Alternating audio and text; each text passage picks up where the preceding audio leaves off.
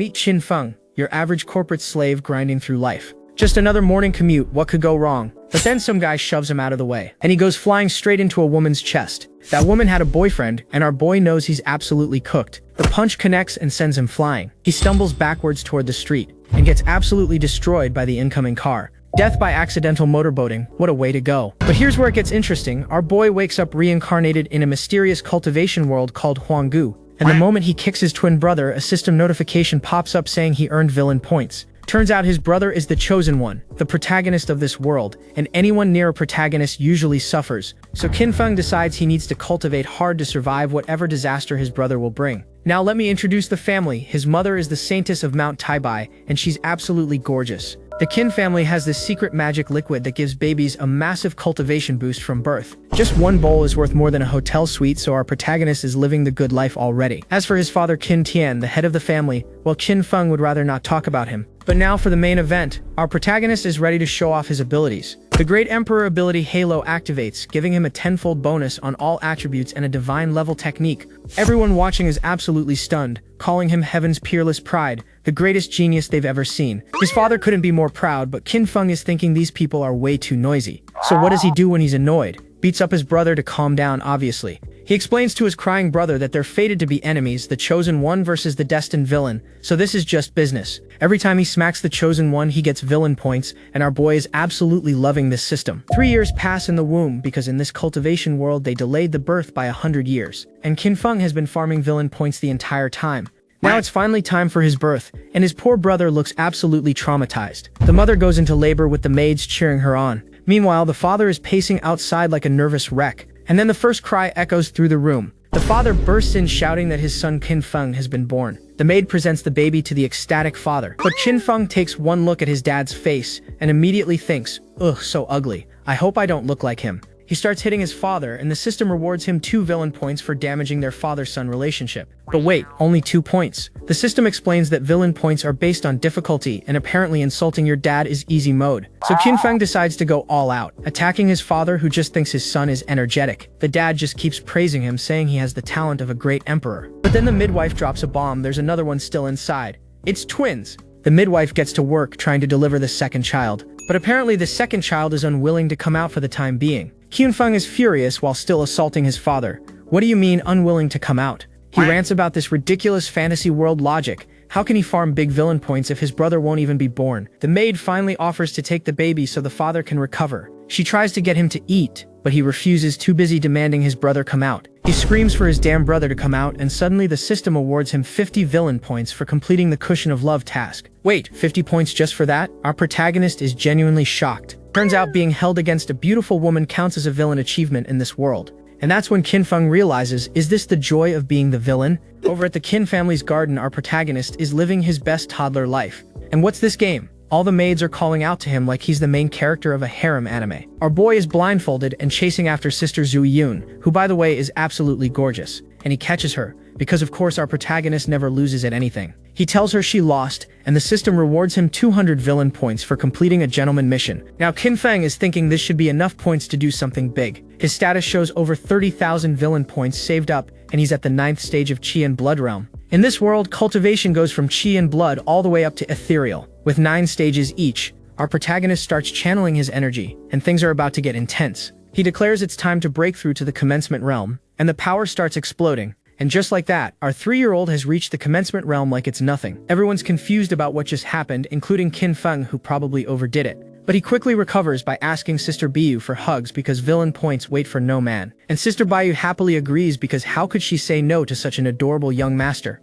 Our boy goes straight for the kiss and gets 50 villain points for completing Love's Kiss. The maids tell him he can't just kiss girls whenever he wants, but they excuse it because he's only 3. Qin Feng plays along saying that's right, a 3-year-old couldn't possibly understand such things. Then he asks to sleep with Sister Biu and she agrees because our protagonist is speedrunning the harem route. Meanwhile, at the Great Xia dynasty, the emperor is being all lovey-dovey with his consort, but then he senses something and immediately demands to know who just had a breakthrough. He releases his spiritual consciousness, and this man is absolutely radiating main villain energy. He identifies the source as the gifted son of the Qin family, meaning our boy just got on the radar. The Emperor declares that a kid reaching commencement realm at age 3 cannot be allowed to remain alive, but back at the Qin family, the maids are enjoying the women's bathhouse and looking absolutely stunning. And who's peeking through the door? Our protagonist earns 100 points for another gentleman's mission. He insists he'd never peek if not for the system missions, and then a new quest appears to tease Bayu while she washes. He's outraged, asking who the system thinks he is. But then another mission offers 500 points to bathe with Zhuyu. And just like that, our protagonist says, let's go, and starts stripping down without hesitation. He jumps right into the bath with Sister Biu, who looks completely caught off guard. She's startled and splashes him, but the system still gives him 200 points for the gentleman's mission. He then asks Sister Zhuyu if he can bathe with her, and she hesitates because she knows something's off. But the blonde maid says of course he can, and offers to help undress him like it's totally normal. All the maids agree that he's just a 3-year-old child, so what could he possibly know? And our protagonist is absolutely loving this, thinking to himself that being a villain is the life. Later, Qin Feng checks the system shop for a skill called Unconstrained Phantom because his brother should be coming soon. He starts training, saying as a wolf you need strong teeth, and as a sheep you need strong legs. Since his brother is Heaven's chosen one, Qin Feng decides he'll become the fastest man in the entire realm. That way when things go wrong, he can immediately run away. And honestly, that's solid villain planning. Our boy is laughing maniacally at his own genius escape strategy like a true villain. 3 days pass and a heavenly sign appears, making Qin Feng wonder if his bastard brother is finally being born. But then he senses something dangerous approaching, and his expression immediately changes. A purple energy blast comes flying at him, and our boy has to dodge at full speed. He looks up to see multiple powerful cultivators floating in the sky and realizes they came for him. 2 elders start arguing about whether to start a fight, and things are about to get very messy. The cultivators are still hovering in the sky, and one of them calls out to our boy. The Emperor himself asks if this is the eldest son of the Qin family, but Qin Feng is already using his movement technique to evade, catching everyone off guard. The Emperor immediately notices that this kid's movement speed is way too fast for his age. He's thinking it's already unheard of for a 3-year-old to reach commencement stage, but mastering a movement technique too. The Qin family elder quickly steps in to smooth things over, saying children are just shy around strangers. The Emperor laughs it off and says no worries, but you can tell he's still suspicious. And then our protagonist walks up and asks if he's really the Emperor, putting on his best innocent act. Qin Feng goes full fanboy mode, showering the Emperor with every compliment imaginable like wise, noble, fearless, and unmatched. And the Emperor absolutely eats it up, laughing like he's never been flattered before. But then our boy hits him with the real question, asking if such a noble Emperor would come to someone's house as a guest empty-handed. And the Emperor's face immediately changes because he definitely came here to kill, not to bring gifts. Qin Feng keeps pressing, asking if the dignified Emperor of Great Xia really showed up with nothing. The Qin family elders are trying so hard not to laugh at this man getting hustled by a toddler, so the Emperor reluctantly pulls out a small box containing something he clearly didn't want to share. And it's the legendary vast Sky 9 swords, divine weapons used by a sword god 10,000 years ago. Each sword is a rare divine weapon, and combining all 9 creates one of the top 10 weapons in existence. Qin Feng is looking at these legendary swords with wide eyes, already planning his next move. The Emperor asks how's that, clearly proud of his treasure collection. But internally he's struggling because he spent so much time and resources collecting all 9 swords. He decides he'll just close his eyes and pick one sword to give away, even though it pains him. But before he can decide, Qin Feng straight up snatches the entire box right out of his hands, and our protagonist happily thanks the Emperor for giving him all 9 swords like it was the plan all along. He's thinking, you came here to mess with me, so be prepared to get messed with right back. The Emperor tries to explain what he actually meant, but Qin Feng keeps playing innocent. The Qin family elders immediately start praising the Emperor for being so generous with his gift. They keep piling it on, saying it would be insulting to even talk about material things with someone as wealthy as him. And now they're pledging that the Qin family will follow the Emperor's lead from now on. Qin Feng's father plays along, telling his son to kowtow and show proper gratitude, and the system rewards him with 1,000 villain points for openly robbing the Emperor of his legendary swords. The Emperor is seething internally, muttering that this whole family is working together to scam him. But Qin Feng isn't done yet, asking if the Emperor knows the rule about elders giving gifts when meeting juniors, and the Qin family elders immediately back him up, confirming that yes, that's definitely a real tradition. The Emperor is absolutely losing it, wishing he had just stayed home with his consort instead of dealing with this brat. Qin Feng gasps dramatically, asking if the great Emperor is really unable to give his junior a gift. So the Emperor reluctantly reaches for something on his belt, already regretting this entire visit. He hands over the Tianbao gourd, a heavenly treasure, and Qin Feng's eyes light up immediately. This gourd can increase cultivation speed, solidify your base, and regenerate energy in battle. Not bad at all. Our protagonist thanks the Emperor while thinking this old man is actually pretty generous when pressured. The system gives him another 1,000 points for taking the Tianbao gourd, and this hustle is going perfectly. Kyun Feng starts wondering what else he can get, and the emperor is already dreading whatever comes next. Then our boy mentions that he has a younger brother who's about to be born, and the emperor immediately starts fake coughing, saying he suddenly has urgent matters to attend to. This man literally flies away at top speed just to escape getting scammed again by a 3-year-old. Kyun Feng waves goodbye, shouting that he'll bring his little brother to visit sometime. And just like that, the emperor vanishes into the distance, completely cleaned out by the Qin family. But now Qin Feng's own father is trying to take the swords, saying he'll keep them safe for his son. Our protagonist immediately starts fake crying, accusing his father of stealing his treasures. And the father's face says it all because he definitely just got caught trying to pocket those divine weapons. The elder immediately starts scolding him, asking how he could dare rob his own son's treasure. Grandpa snatches the box back and returns it to Qin Feng, telling him not to cry. Our protagonist happily accepts the treasures back, still keeping up his innocent act. But of course those tears were completely fake. This kid is playing everyone like a fiddle. Suddenly the sky darkens with lightning, and Qin Feng wonders what's happening now. A massive fire phoenix descends from the heavens toward the Qin family estate. The father suddenly remembers that his wife Siwei is still in the middle of giving birth right now. He takes off running, cursing himself for completely forgetting about such an important moment. And Qin Feng's expression shifts because his foolish little brother is finally here after 3 long years of waiting. They arrive at the room where the new baby has just been delivered. And there he is, the heaven's chosen one himself, looking surprisingly calm for a newborn. The father proudly holds his new son while Qin Feng lurks in the background with dark energy. Kyun Feng calls out to his father, already plotting his next move against his new rival. The father introduces him to his little brother Wooer, and our protagonist puts on his best big brother face. Kyun Feng asks why the baby isn't crying, wondering if something might be wrong with him. So our protagonist does what any concerned older brother would do and slaps the baby's butt. The baby immediately starts wailing, and the father looks completely shocked at what just happened. He demands to know how Qin Feng could hit his own little brother like that. But Qin Feng plays innocent again, saying he was just worried something might be wrong with the baby. The system rewards him with 100 villain points just for slapping the heaven's chosen one's butt. But that's nothing compared to the 30,000 points he gets for making his brother cry and disperse his innate ancestral energy. Back in his room, our protagonist is checking his stats and noticing his cultivation speed has hit a wall. First stage of Enlightenment Realm with 32,000 villain points saved up but not enough to upgrade. But now that his foolish little brother has finally been born, villain points will never be a problem again. So he spins the wheel to see what kind of reward he can pull this time. And it lands on the heaven-slaying sword technique, which sounds absolutely broken. The technique floods his mind with visions of devastating sword arts, moves that could cut through anything standing in his way. The power surges through him as he absorbs every bit of the technique. Our boy opens his eyes and immediately recognizes how formidable this sword technique really is. Now he just needs to hurry up and practice it to unlock its full potential. So he drops 30,000 villain points on a month's worth of comprehension aura to speed up the process.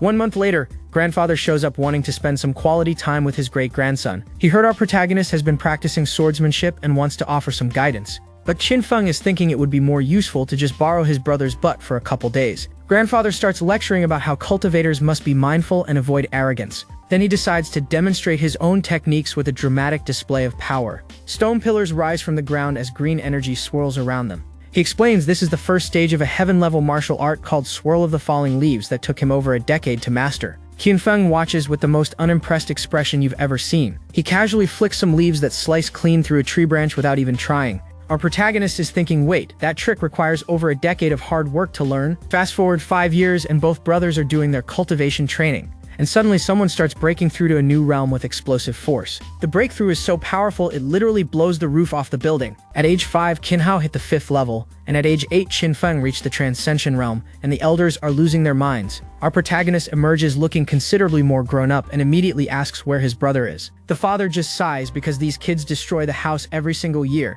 and being their parent is exhausting. But then the system drops a bombshell quest to take his brother's supreme bone, and our boy literally spits blood from shock. He keeps asking the system if it's broken because this mission sounds absolutely insane. The system calmly explains that the supreme bone can be broken and will grow back anew. But something about this whole thing still feels way too extreme. He announces that he needs some silence to think this through properly. But his father and grandfather are completely lost, asking why he suddenly needs to find someone named Jingjing. Meanwhile, the Heaven's Chosen One himself is peacefully napping in a tree without a care in the world. And of course, our protagonist finds him almost immediately. That sinister smile says everything about what he's planning to do next. He snatches his little brother right out of the tree without any warning. He starts monologuing about how he originally just wanted to be a playboy living in luxury, but because of this insignificant little brother, he has to actually work hard and cultivate. He dramatically declares that maybe this is just his fate in life. But then his adorable little brother asks if they can sneak outside and go play together. Qin Feng looks at him and asks play, and his brother nods enthusiastically.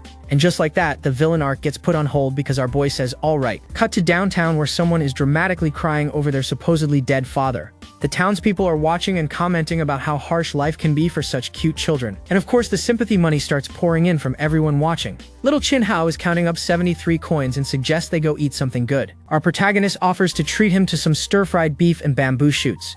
What the little brother doesn't know is that bamboo shoots means getting beat with a stick. Qin Hao innocently declares it will be his favorite dish while our protagonist laughs ominously. But then the supposedly dead father suddenly sits up and everyone starts screaming that he came back to life. The man is completely confused, asking when exactly he died in the first place. He just shrugs it off, saying he's hungry and walks away to go beg for food.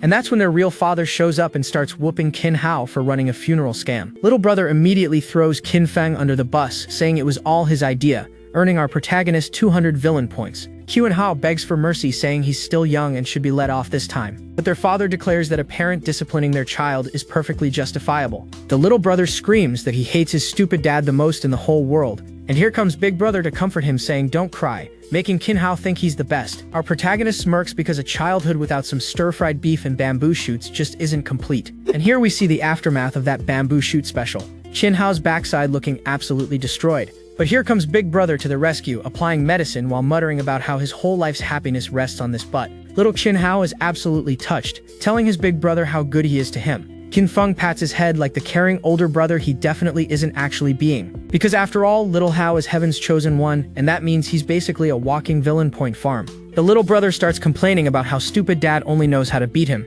And that's when our protagonist sees an opportunity, telling him he has a plan to help get revenge. He pretends to hesitate, saying that he is their father after all. Qin Hao immediately promises he absolutely won't sell his brother out, and Qin Feng sighs that's not what he meant. But then he dramatically clasps his hands together and agrees to share the secret, which is exactly what he meant. He tells him that dad has a secret stash hidden somewhere, and if mother were to find out about it, the little brother's eyes light up as he declares he understands the mission completely. Cut to the secret stash being discovered. Multiple pots overflowing with gold coins hidden in the forest. Mother is absolutely furious, grabbing father's head and demanding to know how long he planned to keep her in the dark. Father's face goes pale as he realizes exactly who snitched on him. He screams about that traitorous son, clearly deciding he didn't hit him enough the first time. And now we've got a full-speed chase happening through the courtyard with father wielding a feather duster. Qin Hao runs straight to his big brother for protection, gasping for air. But father catches up and grabs him by the collar, asking if he wants to try running again. The little brother wails as he gets another round of discipline while our protagonist watches fondly, thinking about his poor little brother.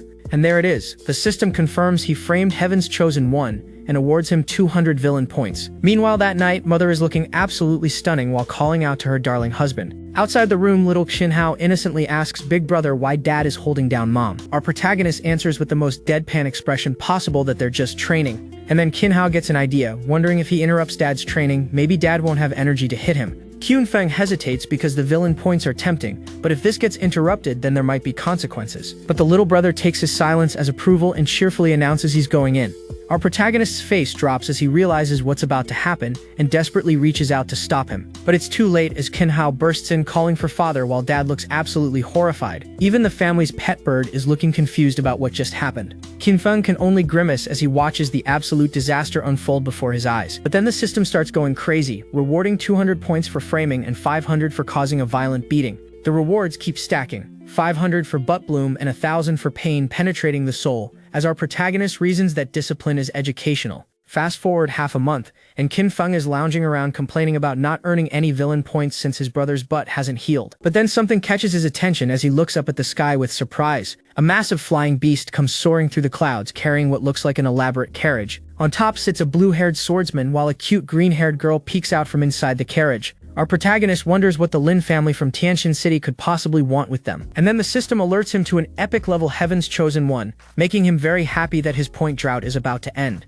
Now let's rewind half a month to see what brought these visitors here, starting at the Lin family estate in Tianxin City. This is Lin Hao, head of the Lin family, and he's just heard that the Qin family suddenly produced 2 heavenly gifted sons. He watches his daughter training with their servant while deep in thought about this news. Young Lin Xin'er is giving it her all, striking a powerful pose as she trains. She throws a punch at a tree, knocking some leaves loose while the servant watches stoically. She cheerfully asks how she did, and the servant politely tells her she's extraordinarily talented. but her father just lets out a heavy sigh while facing away from them. Sinner notices and innocently asks why her dad is sighing like that. He quickly covers it up with the most obvious lie ever, saying he just ate too much. Then he drops the real bomb, telling his daughter about the Kin family's eldest son and asking if she'd be willing to marry him. The poor girl's face goes completely blank from shock at this sudden proposal. She protests that she's still a child, but her father cheerfully responds that young love is also love. She dramatically vows to remain single forever, even if she goes blind or crazy, rather than marry some Kin kid. But then they arrive at the Kin family and she sees Kin father first, immediately thinking how handsome this Kin Feng person is.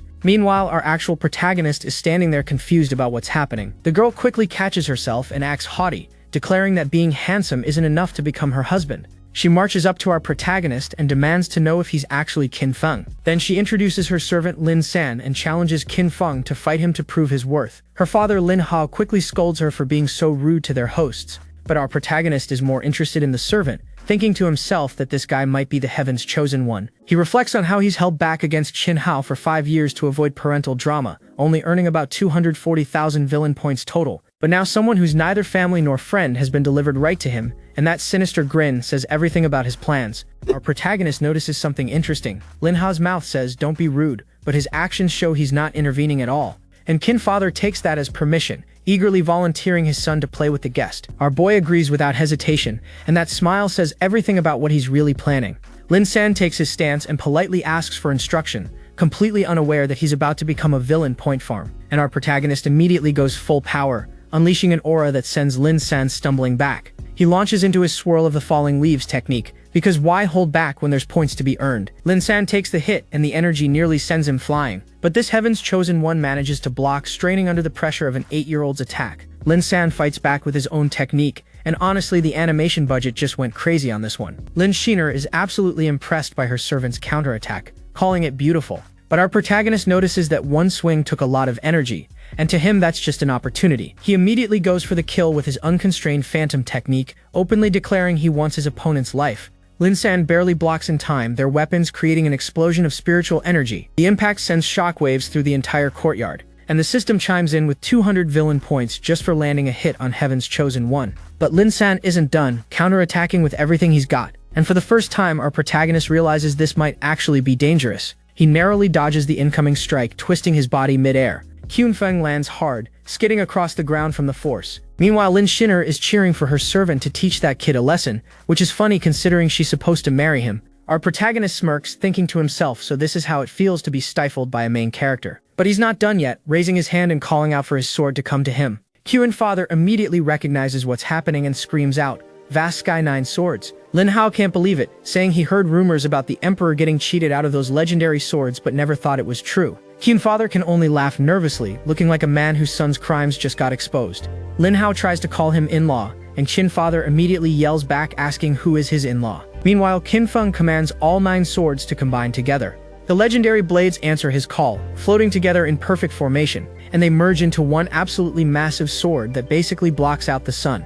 Qin father can't help but brag that his son has the talent of a great emperor, accidentally admitting the emperor gifted them willingly. Qin Feng stands there looking absolutely badass with the combined blade, hair flowing in the wind. But Lin San isn't backing down, declaring that even with 9 swords, Qin Feng can't beat him. Lin San unleashes his ultimate technique, the Vast Sky Sword attack, a massive golden beam heading straight for our boy. Both fathers immediately panic, realizing this has gotten way out of hand. Qin father explains that the attack and the swords come from the same origin, the Vast Sky Sword God, and now they're fighting each other. He worries that even with talent, his 8-year-old son can't possibly block a technique from a sword god. So he does what any parent would do, rushing to save his son while screaming that father is coming. But our protagonist tells his dad to stay back and not get in his way. Qin father stops in his tracks, looking absolutely devastated that his dear son just rejected his help. Our protagonist takes his stance, sword glowing with incredible power, and he counters with his own ultimate move, the heaven-slaying sword technique. The 2 attacks collide in midair, creating an explosion that shakes the entire estate. Lin Hao is completely shook, barely able to ask what move that was. The shockwave hits everyone watching, leaving both fathers looking absolutely wrecked. Lin San can't believe it, asking how a child could possibly block that attack. But here's where it gets really good because his sword starts cracking. The blade completely shatters and the system announces 100,000 villain points for cracking the Heaven's Chosen One's Dao heart. Our protagonist starts walking toward his victim, casually announcing that he's coming for him. He's already calculating if cracking the Dao heart gave him 100,000 points, then completely destroying his spirit must be worth even more. So he grabs Lin San by the collar, deciding to just go ahead and stab his spirit directly. He starts slashing, earning 500 villain points with each cut on the Heaven's Chosen One. The points just keep stacking, 500 here, 500 there. Our boy is farming like his life depends on it. But then Kin Father grabs him from behind and our protagonist is furious about being stopped mid-grind. Lin Hao nervously agrees with stopping the fight, begging them not to beat his talented servant to a pulp. Lin Hao asks if he can have a word with Kin Father privately and he agrees. The two of them do that awkward dance of excessive politeness, each insisting the other go first. Kin Father is internally celebrating, thinking that thanks to his son's performance, the alliance is basically in the bag. Meanwhile, Lin Shiner approaches our protagonist to tell him he's really strong, and he hits her with the most confident response possible, simply saying, "I know." She tries introducing herself, but he barely gives her an acknowledgement. Instead, he points at Lin San and asks if she can make him come play again. And she absolutely loses it, furious that she asked him to be her husband, but all he wants is to play with her servant. She storms off with an angry huff, completely done with this conversation, and our protagonist is left standing there genuinely confused, wondering what's up with her. Meanwhile, Lin Shiner storms into the guest room to have a word with her father about this whole betrothal situation. Her father asks if she wasn't unwilling to marry the first son in the first place, and that question catches her completely off guard. She immediately protests that no, she absolutely was not unwilling. Her father points out that she's 2 years older than the second son, and wouldn't they be a joke if word got out? But then he laughs it off, saying love between an older woman and younger man is actually quite popular nowadays. Lin Shiner argues that people will say their family is using her to gain power from the Qin family and that they settled for the second son because Qin Feng was off limits. Lin Hao gets absolutely heated, yelling that anyone who dares insult his daughter will have their whole family wiped out. The people outside can definitely hear this, and Lin Shiner begs her dad to stop yelling so loudly. He apologizes and promises to be quieter, but she makes her position clear. She does not want to marry Qin Hao, and that's when her father hits her with the real question, asking if she actually likes Qin Feng instead. She immediately gets defensive, calling him a narcissist and demanding to know who would ever like someone like that. Her father takes that as confirmation and declares the issue settled, leaving Shiner completely blindsided. She storms off yelling that her dad doesn't love her at all, because that's clearly the only logical conclusion here. Lin Hao is left standing there genuinely confused about what just happened with his daughter. One of the servants looks like she has something to say, but she's not sure if she should. Meanwhile, Qin Hao is out in the courtyard, noting how just moments ago they were fighting like tigers and now everyone's talking about marriage without even consulting him. But he just shrugs it off, thinking that not dealing with the hardships of love works fine for him anyway. Because as far as he's concerned, as long as he has Lin San around, that's enough for him. And Lin San can definitely feel something is off, thinking to himself that he always feels like someone's watching him. Elsewhere, Lin Shiner is sitting in a flower field doing the classic "he loves me" routine with a flower. "He loves me not," she says, plucking another petal. But then she gets frustrated because the flower isn't giving her the answer she wants. So she decides to take matters into her own hands instead of relying on some dumb flower. She spots our protagonist and calls out to him,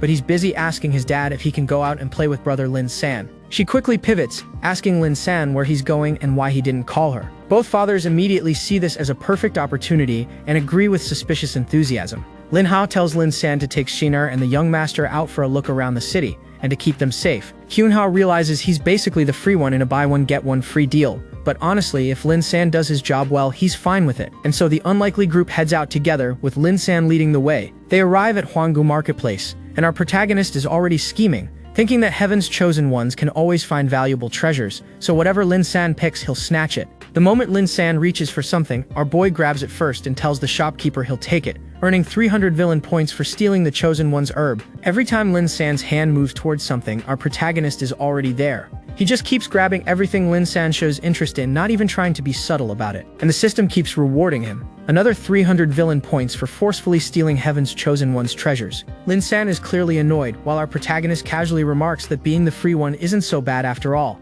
Lin San is starting to think this kid is a little weird. And honestly, he's not wrong. Lin Shiner tries to get our protagonist's attention, asking if he can come look at something with her, but he just tells her she's blocking his way, completely shutting her down. She throws a tantrum about being ignored, but our protagonist couldn't care less. But then she immediately switches gears, saying that his fierce attitude is actually what she likes about him. The group continues through the marketplace, our protagonist still on the hunt for more opportunities. That's when someone spots something interesting at one of the shops, and our protagonist's senses immediately go on high alert. Suddenly, Lin San and this random girl are arguing about who saw it first, with actual flames in the background. Our protagonist wastes no time asking how much the item costs, and the shopkeeper offers it for 888 spirit stones. He immediately says he'll take it, figuring if two Heaven's Chosen Ones both noticed it, it must be something valuable. Lin San can't believe he's not even bargaining, but our protagonist just says 888 spirit stones is trivial. The system confirms he ruined the opportunity of Heaven's Chosen One and rewards him with a lottery draw, and our boy realizes this really is a treasure. But when he actually examines the cauldron, he can't figure out what's so special about it. He realizes there's absolutely nothing he can see from this thing, which is slightly concerning. That's when the young girl approaches him, asking if Big Brother can give it to her. And our protagonist has an idea, wondering if since his villain system is broken, maybe it can be activated through a Heaven's Chosen One. So he offers to lend it to her for a few days if she pays him 8 spirit stones, saying he'll generously cover the other 880. And this innocent child immediately agrees to the deal. But of course our protagonist changes the terms, saying actually it's 800 spirit stones and no more. He snatches her money pouch, taking everything she has as payment, and this pure child is actually thanking him, saying he's such a good big brother. The system rewards him 500 villain points for deceiving an ignorant Heaven's Chosen One, and our boy just thinks to himself, what a dumb younger sister. Lin San moves on to look at something else, and our protagonist is already calculating his next move. He puts his hand on Lin San's shoulder and casually announces he wants everything in this shop. Lin San is really starting to feel like this young master keeps secretly looking at him and showing off, but it just doesn't make sense. And our protagonist just smirks to himself, thinking that was a close one. He almost didn't get it all. Our protagonist and Lin San are still at the marketplace, browsing through more treasures. And of course our boy's eyes are already locked on whatever Lin San is reaching for. But Lin Shinner swoops in and grabs it first, casually declaring she'll take this one. She asks our protagonist if he's done buying, probably hoping for some actual attention from him. But Lin San suddenly gets all nervous and says he has something to do, stuttering out a goodbye. Lin Shinner is left standing there confused, wondering why both the master and servant are acting so strange. Meanwhile, elsewhere, a green-haired girl is walking with Qin Hao, learning that Lin San suddenly fell ill and can't go to the marketplace. She offers to accompany him instead, but Homeboy just shuts her down without a second thought. But she's not giving up, declaring that she only wants Lin San, admiring how he keeps his distance from women. She cheerfully announces she'll come back tomorrow, and Qin Hao can only stand there and accept this situation. And Lin San, who overheard everything, is absolutely mortified, repeating her words in complete disbelief. Later that night, our purple-haired servant is having an existential crisis, lamenting that his goal was to be a high-quality servant. He emphasizes that he wanted to be a servant, not a— well, let's just say he has very specific concerns about this arrangement. The next day, the whole city is buzzing as the official engagement between the Qin and Lin families is publicly announced. With the alliance finalized, the families exchange their farewells as the Lin family prepares to depart, and our protagonist is already doing the math, realizing his twofold treasure-finding tool just became onefold since they're leaving. Lin San watches from the carriage, probably relieved to finally get away from all this chaos. But wait, there's the green-haired girl again, and Lin San looks like he wants to disappear into thin air. The girl is already in their carriage, while our protagonist watches from below with clear interest, and she's blushing, thinking the young master is looking at her, which is absolutely not what's happening here. Back at the Qin mansion, things are about to get very interesting. Our protagonist is checking his system stats, idly thinking about how nice it would be to run away from home with Lin San. But then he notices he's sitting on 150,000 villain points and a lottery draw, which is honestly not bad for a few days of work. He's genuinely excited to see what he'll draw this time, and honestly so are we.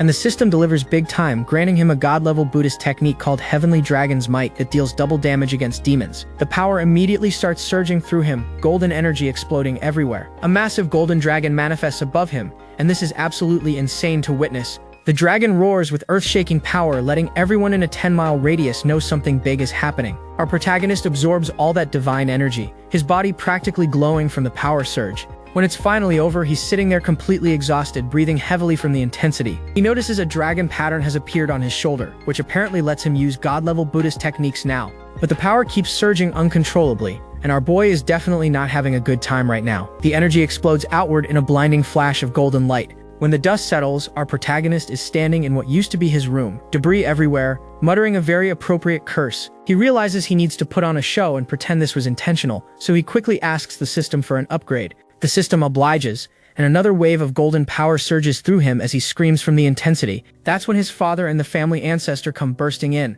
calling out his name in panic. The ancestor is absolutely stunned, marveling at his terrifying power of comprehension, while his dad is just staring at what's left of the house. The system congratulates him for breaking through to the third stage, which only cost him a casual 100,000 villain points. Oh, and also another 30,000 for the second stage of Transcension Realm, and our protagonist is starting to sweat. 130,000 points gone in an instant, and our boy is actually mourning his savings like he lost a loved one. From outside, you can see the massive hole in the roof, and the ancestor is yelling for someone to bring the best spiritual elixirs. He's really not messing around, screaming at people to hurry up and move it. The next day at the imperial court, the officials are in an uproar over the Qin family's alliance, demanding punishment. But one advisor speaks up, recommending peaceful negotiations since strange things have been happening and they can't afford internal conflict. Another supports this, warning that the Yinyu dynasty has grown stronger and two chosen sons of heaven have appeared as their true enemies. The emperor weighs his options, knowing they need powerful families to unite, but that would give the Qin family's two chosen ones time to grow.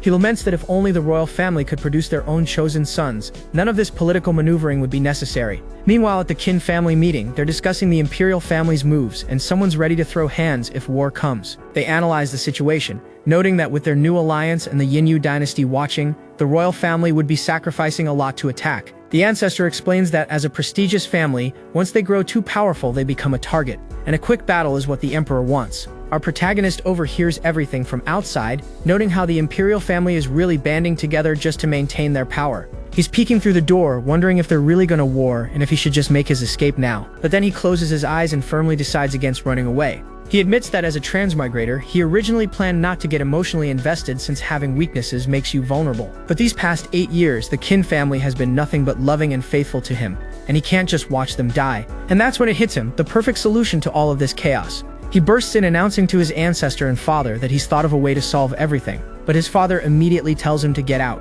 while the ancestor tells him to shut his trap. The ancestor, however, is curious and asks to hear the solution, much to the father's annoyance at the obvious favoritism. Our protagonist explains that the whole situation exists because he and Qin Hao disrupted the power balance, so if they conceal themselves, there's no reason for war. The ancestor points out that even if they hide, the royal family won't stop unless they die or become disabled. Our protagonist simply responds with a confident agreement, clearly having anticipated this exact response. And then he drops the bomb, declaring that the solution is mutilation, specifically digging out Qin Hao's supreme bone since it'll grow back anyway. The ancestor actually thinks the plan might work, but Qin Feng's father is absolutely not having it. He argues that Hire is only 5 years old, way too young to go through something like this. The ancestor explains that becoming supreme takes more than just the bone. You need willpower, spirit, and above all, destiny. Hire must overcome having his supreme bone removed and go into hiding, so he can reach the supreme level after it regrows. The cover story is perfect. The young master was jealous of his brother's gifts, so he personally dug out the supreme bone and fled after being discovered. The former family head was furious and announced Qin Feng is cut from the family and wanted dead throughout Huanggu.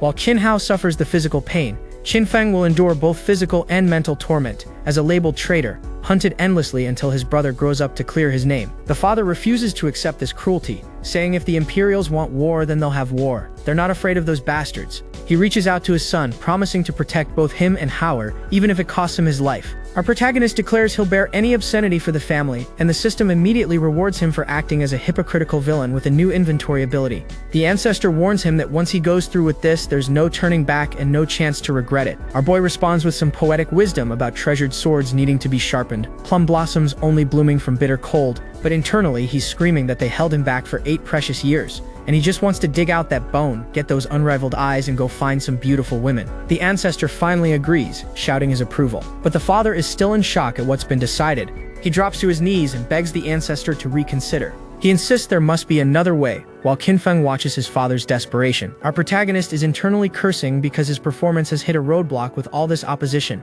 The ancestor places a hand on the father's shoulder, explaining this plan minimizes the family's losses even in the worst-case scenario. But the father cries that Fenger is only 8. Qin Feng helps his father to his feet, telling him he doesn't need to kneel. He promises his father that the children will definitely return safe. And with that, Qin Feng turns to leave while his father can only call out his name. The father watches his son walk toward the bright doorway, murmuring an apology to both his children. That night, young Qin Hao sleeps peacefully in his bed, completely unaware of the shadow approaching him. Wait, that's not Qin Hao, that's a girl stirring awake. Qin Feng looms over her with lightning crackling in the background, and things are about to get real. She innocently reaches out to him with a smile, calling him brother. And then he does it, slashing into her as she screams in agony. She stares up at him in disbelief, blood dripping from her mouth as she weakly calls out brother. Qin Feng coldly declares he's taking the supreme bone, pulling it from her body. The system congratulates him for wounding the chosen one and putting his life on the line, awarding a whopping 800,000 villain points. Our protagonist touches his eye as power surges through him. His eyes begin to glow with an intense supernatural light.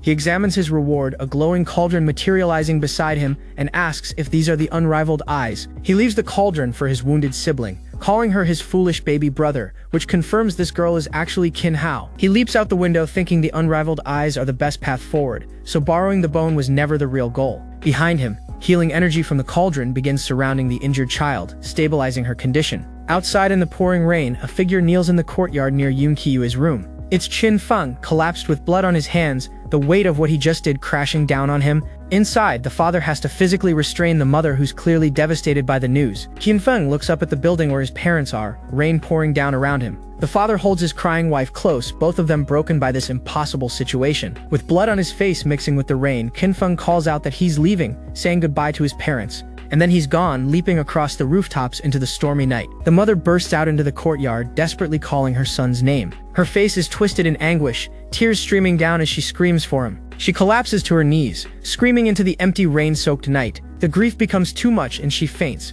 with the father rushing to catch her and calling her name. Outside the Qin family gate, our protagonist takes one last look back and thinks his goodbye to everything he's known. The ancestor's voice reaches him telepathically, explaining that with sunrise the death warrant will spread throughout Huanggu, and asking where he plans to go. Qin Feng answers simply, saying he's heading to the Yinyu dynasty. The ancestor tells him to stay alive and return, and as Qin Feng walks away, the system rewards his hypocritical villain act by doubling his inventory space. The system also asks if he's allergic to romance, which honestly is a fair question given how focused he is on power. The next morning, the sun rises over the Qin family estate. A cheerful maid with braids carries a wash basin, happily calling out that the sun is already shining on the young master's butt. But then she sees something that makes her drop the basin completely. She runs through the halls screaming for someone to come quick, because the second young master has been attacked. A crowd gathers around the injured Qin Hao wrapped in bandages, and someone says the assailant was the eldest young master. The servants can't believe it, insisting Qin Feng was always polite, refined and smart. There's no way he could do this. But the evidence speaks for itself and the servants exchange worried glances. The father has to play his part, shouting in apparent rage, but the emotional strain is too much and he starts coughing violently. He coughs up blood and collapses, calling out his son's name as everything hits him at once. The servants catch him as he falls, shouting for the family head. Someone explains the official story to the crowd, that Qin Feng was secretly jealous, stole his brother's supreme bone, and fled after being caught. The ancestor steps forward and officially announces that Qin Feng is banished from the family and must be killed on sight. A servant worries that with the supreme bone gone and Qin Feng lost, what means does the family have to win the coming war? The ancestor coldly declares that someone with behavior like that isn't worthy to be part of the Qin family. Meanwhile, at the Great Xia Dynasty Imperial Palace, the emperor is absolutely thrilled, celebrating that one chosen one is now crippled and the other ran away. He laughs that heaven truly is helping the Great Xia Empire, and immediately announces he's choosing new concubines to celebrate. The court officials bow in unison, chanting "Long live the emperor." But somewhere in the forest, our protagonist is riding a donkey with the biggest grin on his face because he finally saved up 1,000,000 villain points. He immediately presses the exchange button on his system screen. Power surges around him as the system congratulates him for spending 1,000,000 points on a 100% great completion card. And just like that, his 33 Heavenly Fortune art reaches 100% great completion, making this whole tragic escape actually worth it. And just like that, our protagonist is already testing out his brand new power upgrade. But then he hears something in the distance that makes his ears perk up. Even his donkey is looking at him like, "Are you hearing what I'm hearing right now?" Our boy immediately leaps into action to investigate the situation. And what does he find? A group of thugs surrounding someone on the road. And the person they're harassing is absolutely gorgeous, because of course she is. Our protagonist realizes he hasn't had any female contact in 8 whole years, and suddenly this feels important. The girl screams as one of the creeps gets too close for comfort. This is his moment time to play the hero and save the damsel in distress. He leaps down from the tree with a dramatic entrance already prepared. But wait, someone else got there first and is already kicking the thug's face in. This mysterious swordsman just completely stole our protagonist's thunder. He stands protectively in front of the beauty, lecturing the thugs about harassing young women in broad daylight. And the girl is already looking at this guy with sparkles in her eyes. "Are you kidding me right now?" The thugs start threatening them, claiming they're part of the mighty Tiger Gang. But then one of them spots something very interesting and calls his boss over. It's a wanted poster with Qin Feng's face on it, offering 100,000 spiritual stones for his capture. Lin steps forward with his sword drawn, asking what exactly they think they're doing. He glances at Qin Feng and asks if these are old acquaintances of his. Our protagonist has absolutely no idea who these random thugs are supposed to be. And then the thugs all swallow some kind of pills and start getting pumped up. Lin recognizes those as berserk pills that can double a person's fighting power. But wait, if they were just planning to have fun with the girl, why would they need power-boosting pills? The implications of that question make Lin imagine some extremely concerning scenarios. He visibly shudders at the thought, because honestly, same. No time to think about that, he needs to take them out before the pills kick in. and with one devastating sword strike, he cuts through all of them at once. The man's swordsmanship is absolutely devastating, way stronger than before, and the system happily chimes in, congratulating Qin Feng for 300 villain points just for being nearby. Lin himself looks shocked at how powerful that attack was, noting that he's gotten even stronger. Qin Feng casually strolls up and greets him like they're old friends running into each other. The girl introduces herself as Ziwan and thanks them both for saving her. Lin acts all noble about it, and Ziwan is eating it up while Qin Feng is thinking, what about me though? But one of the thugs is still alive and crawling away. He threatens that with a 100,000 stone bounty on Qin Feng's head, they'll never escape. And then he launches a signal into the sky with the Tiger Gang symbol blazing for everyone to see. The thug cackles that their gang leader is at the third stage of spiritual martial realm. Lin steps up beside Ziwan and promises to protect her no matter what comes. Qin Feng just gives him a thumbs up and wishes him good luck with that. Then he grabs Ziwan and books it because he's not about to let Lin have this showing off moment. Meanwhile, at the Kuksui Mountain ruins, that signal is spotted by some very interested parties. The leader grins and notes that it looks like they finally found Qin Feng's trail. When someone mentions the ruins they were exploring, the leader doesn't even hesitate. He declares they can find the treasure after catching Qin Feng, because that bounty is guaranteed money.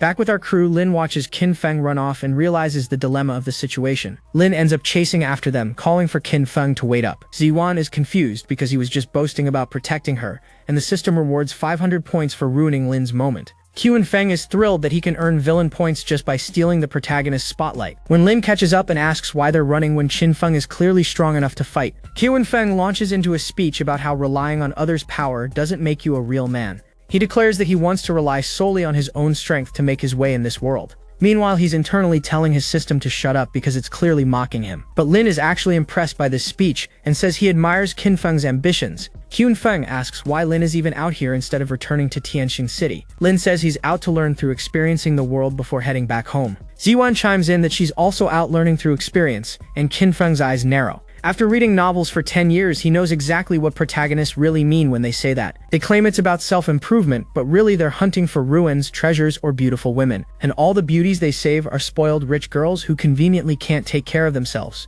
It's because protagonists always protect these helpless girls that they become so dependent later. Looking at Ziwan's expensive clothes and clueless expression, our boy is thinking maybe he should make an investment too. So our crew found themselves a nice cozy cave for the night, complete with roast meat over the fire. And Lin immediately goes into simp mode, offering his portion to Ziwan like the gentleman protagonist he is. She accepts it with a smile, and honestly she looks absolutely adorable doing it. But Qin Feng immediately starts teasing her about eating his food, meaning she'll have to take care of him later. And poor girl nearly chokes. He suggests splitting up guard duty with Lin, taking the second half of the night. While standing guard outside, Qin Feng remembers he still has an unused lottery draw from when he dug out that supreme bone. So naturally, he decides to spin the wheel while munching on some chicken, because why not? And the system announces he won a god-level stealing technique called non-existent space snatch, which sounds incredibly suspicious. The power manifests as these glowing spatial portals that can apparently grab things from anywhere. Qin Feng immediately tests it out by snatching a stone from thin air, and his face lights up like a kid on Christmas.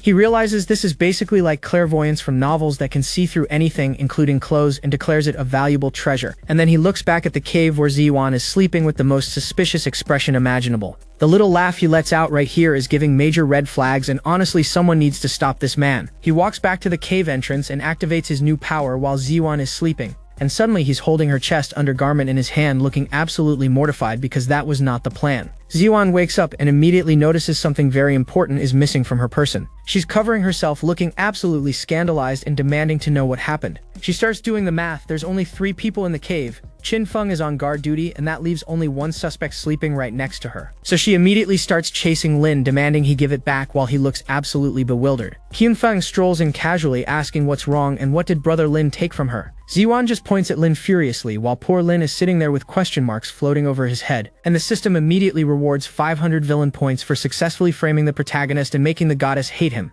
So Yuan storms off absolutely fuming, while our boy is just standing there knowing exactly what he did. Lin asks Qin Feng what's wrong with Lady Ziyuan, and our protagonist just shrugs, saying he has no idea. But then a scream echoes from outside the cave that makes them both freeze. Lin immediately grabs his sword and rushes out, shouting that something bad has happened. Qin Feng is thinking, wait, did the protagonist just set up a hero saves the damsel scenario to boost his favorability after being hated? He decides forget laying low, it's time to show his cards and steal this moment for himself. He blasts past Lin at ridiculous speed, leaving the protagonist wondering what kind of movement technique that even was. A beam of energy streaks toward where the scream came from. He arrives to find Ziwan face to face with a massive saber-toothed tiger beast and immediately announces he's there to save her. He swoops in and grabs her without hesitation, and the way she's looking at him right now is hitting different. He carries her princess style while dodging the beast, and Ziwan is absolutely not complaining about this arrangement. The close-up on her face says everything. She's definitely feeling some type of way about young Master Qin right now. Once they land safely, she thanks him for arriving in time to save her from harm. But the tiger beast isn't done. It comes crashing through the trees, still looking for a fight. Ziwan shouts for him to watch out as he moves to shield her from the attack. But internally, Qin Feng is panicking because in the chaos, he definitely touched somewhere he shouldn't have. He's relieved that she apparently didn't notice, but the awkward tension is very real right now. Lin catches up and warns them that this is a 9th stage Transcension Realm beast, and they need to work together to beat it. But Qin Feng is already scheming, thinking if he impresses the protagonist's goddess enough, she might switch sides entirely. He asks if they really need to team up for something this week, with the most arrogant smirk imaginable. He tells Ziwan to stay put while he handles the saber-toothed tiger, and she actually looks worried for him. And then he launches himself at the beast without any hesitation whatsoever.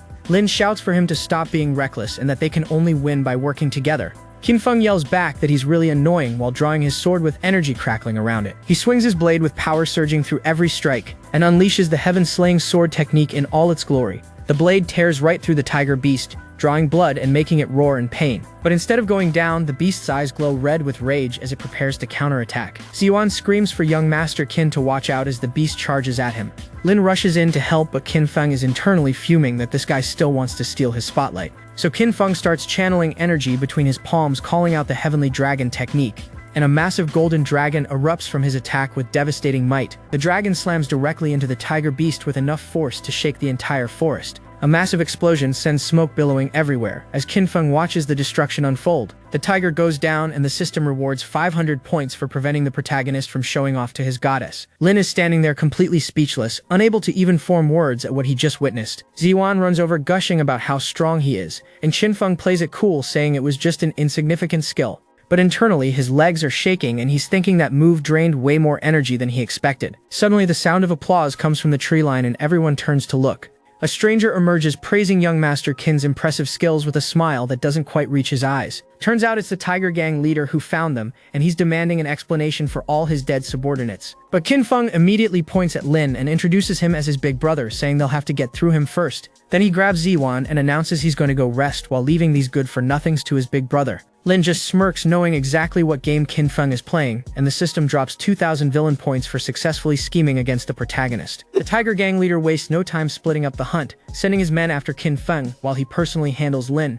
And Lin finds himself staring down a 3rd stage spiritual martial realm cultivator, which is basically the equivalent of bringing a knife to a tank fight. The gang leader launches himself at Lin with his weapon spinning, fully expecting to end this in one blow. Their weapons collide with enough force to light up the entire forest. But Lin is holding his own, blocking strikes while already having taken down several of the gang members around him. Meanwhile, Qin Feng is dragging Ziwan through the forest, while she actually has the audacity to worry about Lin of all people. Qin Feng reassures her that Lin is Heaven's chosen one with a powerful protagonist halo, and she's just standing there like, what halo? But before she can question his sanity further, a poison dart catches her from behind. Ziwan goes down hard, and Qin Feng's carefully crafted escape plan just got a lot more complicated. The gang member who threw it is already celebrating, thinking he just scored an easy kill. But Qin Feng is absolutely not having it, and that gang member just signed his own death warrant. One hit sends the guy flying into a tree so hard the bark cracks around him. Qin Feng rushes back to check on Ziwan, and our boy is genuinely worried about the protagonist's woman right now. He's internally cursing himself for burning all his energy showing off earlier, but the system conveniently offers a recovery pill for just 1,000 villain points.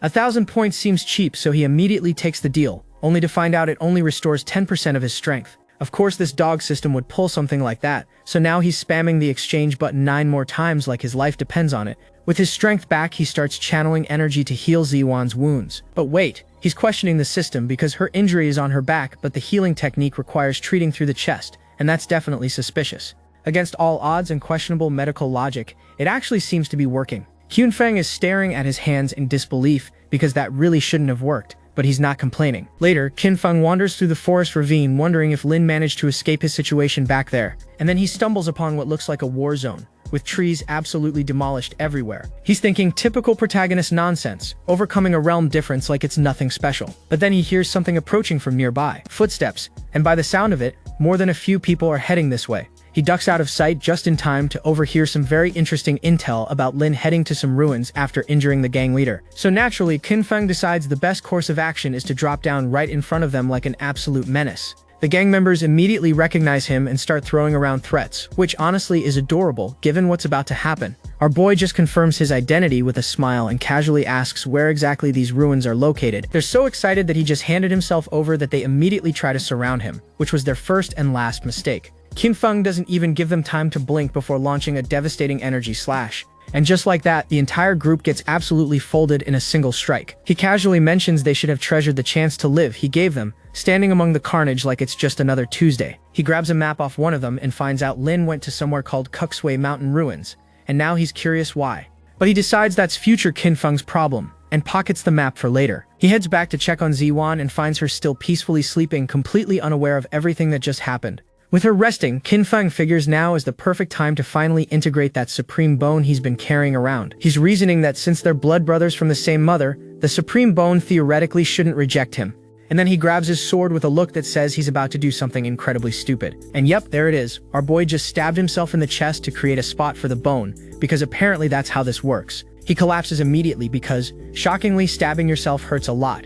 But he's pushing through the pain, thinking he just needs to get the supreme bone in and everything will be fine. The moment the bone goes in, his entire body lights up with energy, and he's screaming in absolute agony as it merges with him. He starts coughing up blood as his body struggles to handle the transformation. He finally goes down completely, thinking that this really does hurt as bad as it looks. Diwan wakes up to find Qin Feng collapsed against her, and she is absolutely not prepared for this situation. She immediately starts calling him shameless because from her perspective this looks extremely inappropriate. She's even kicking at him, accusing him of pretending to be asleep, which honestly is fair given his track record. But then she notices all the blood and her attitude shifts completely. She gets him somewhere safe and checks that he's still breathing, genuinely worried now. That's when she notices something strange about the spiritual energy flowing through him, and it definitely doesn't match her moon god palace techniques. She starts putting the pieces together, remembering how she was dying from poison but somehow woke up completely healed. The realization hits her that young Master Qin must have saved her life while she was unconscious. But now his spiritual power is going haywire and needs to be suppressed immediately or things are gonna get very bad. Ziwan makes up her mind, saying he's been kind to her and she can't just abandon him when she's the only one who can help. So she embraces him and starts channeling her own energy to stabilize his condition, and honestly this scene is kind of beautiful. The pink spiritual energy swirls around them as his power finally starts to calm down. Qin Feng finally wakes up and immediately notices the supreme bone merge was successful. His strength has increased again. But Ziwan is staring at him with a blush and says something about his eyes looking different. Qin Feng is confused, asking what's wrong with his eyes because he feels completely fine. That's when he notices some bees flying by, and something feels very different about how he's seeing them.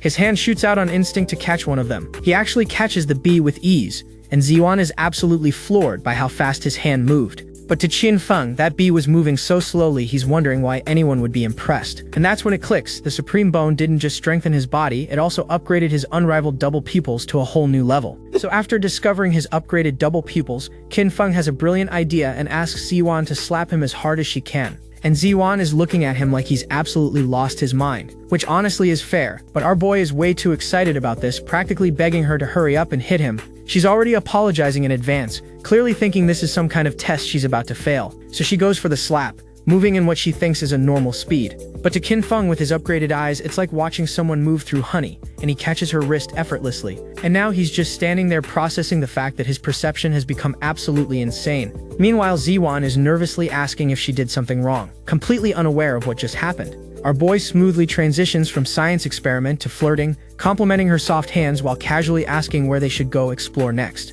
He mentions a secret treasure hunting location, and she's immediately on board because of course she is. Remember that map he swiped from those Tiger Gang members he eliminated? Turns out it's finally time to use it. And right on cue, the system triggers a villain mission to steal the Chosen One's treasure, with a gold chest as reward. That's when Qin Feng realizes why Lin San didn't go back to Tianxin City. He was here hunting for treasure this whole time. Ziwan peers into the mysterious portal and asks if young Master Lin is really in there. Qin Feng assures her that Tiger Gang intel is solid, and they both agree to head inside. They emerge on the other side, and Qin Feng immediately notices there's somewhere special. The sign confirms it. This is the legendary mountain boundary mentioned in ancient texts. Ziwan is confused about finding Lin, but Qin Feng is already stripping down like he's at a spa. Our boy standing there shirtless explains that the Kin family records mention a spiritual pool here that can help cultivators break through. He explains the pool has a dragon vein with abundant spiritual energy, and if a man and woman cultivate together, time slows down so one day equals a year. He's thinking that using his heavenly dragon technique earlier damaged his foundation while the supreme bone was still merging, so he needs to recover before facing Lin and the gang.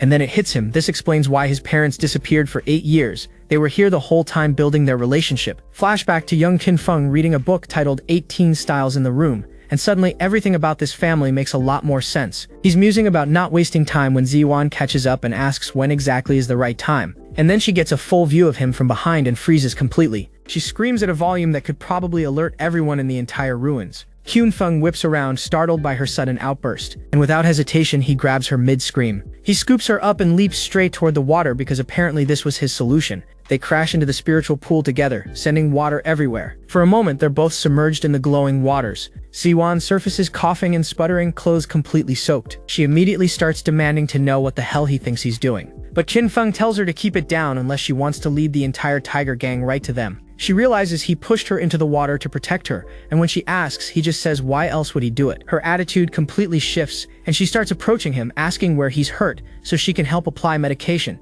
Qin Feng says medication won't be necessary, but if she really wants to help, she could take off her clothes and soak in the pool with him. And Ziwan's brain completely short-circuits as she stammers about taking off her clothes. She can barely get the words out, asking if he really means soaking together. Qin Feng explains with perfect logic that if she keeps her clothes on, how can her body absorb the spiritual power, and if they don't soak together, how will time slow down? And Ziwan convinces herself it makes sense. Plus, Qin Feng is only an 8-year-old kid, so what would he even know? She smiles and agrees that if it's for cultivation, they should definitely soak together. The system immediately pings congratulating him for successfully deceiving a young girl from a respectable family, earning him 300 villain points. Qin Feng turns away with a smirk, claiming he really didn't deceive her, then immediately admits, yeah, actually he totally did. They position themselves to begin cultivating together, steam conveniently covering everything important. And honestly, this scene is giving major romance arc vibes as they begin their dual cultivation. 3 days later in pool time, which is apparently 3 years of cultivation, Qin Feng is deep in meditation, and then he feels it, the breakthrough he's been building toward, and energy explodes outward from his body. The system confirms he's broken through to the 3rd stage of the Transcension realm, netting him 1,000 villain points. Meanwhile outside, the Tiger Gang members are freaking out, wondering why the entire ruins are shaking. The rocks start collapsing around them as Qin Feng's breakthrough energy destabilizes the whole area. And that's when they break through and find Qin Feng and Ziwan sitting there together, both clearly not fully dressed. Everyone just stares at each other in complete silence, because this is incredibly awkward for all parties involved. Ziwan immediately starts trying to explain that this isn't what it looks like, which is exactly what someone would say when it's exactly what it looks like. One of them recognizes Qin Feng by name, and the leader immediately orders them to capture both of them. Ziwan asks why they're targeting him specifically, and our boy says it's probably because he's too handsome. And Ziwan is just standing there speechless at the audacity of this man. The gang leader threatens them, saying they're surrounded and should surrender the easy way or the hard way. But Qin Feng just smirks, asking if they're sure they have him surrounded, thinking this is perfect practice right after his breakthrough. The gang members charge at him all at once, clearly not understanding what they're walking into. Qin Feng summons his weapons, explaining that since there's so many of them, he'll test the power of all 9 swords separately. The 9 swords disperse outward, each one flying toward a different target, and then he brings all 9 swords together for one devastating combined attack. The swords tear through the gang members like they're made of paper, blood spraying everywhere. The gang leader is absolutely horrified, demanding to know how an 8-year-old has this kind of terrifying strength. One of the surviving members screams for everyone to run, pure terror on his face. But running doesn't help when Qin Feng's sword catches him anyway, and the system rewards 100 points for the kill. When the dust settles, the system tallies up 232 kills and 23,000 villain points. Qin Feng casually tells Ziwan they should get moving, while she's standing there absolutely stunned at how strong he's become. Our boy just smirks and asks if the gains from this trip weren't pretty good, because honestly he's not wrong. Ziwan asks where they're heading next, and our boy pulls out that map he swiped from the Tiger Gang earlier. He points to their destination, the Bloody Body Tree, which sounds ominous as all hell. But when they arrive at the location, they find a woman tied to a tree, and she's looking absolutely stunning despite clearly being in distress. A whole squad of Tiger Gang members surrounds her, and their leader assures them she's weak because she just gave birth. Qin Feng is immediately disgusted, calling out that these bastards actually laid hands on a mother who just gave birth, and Ziwan is so angry she starts pinching his arm,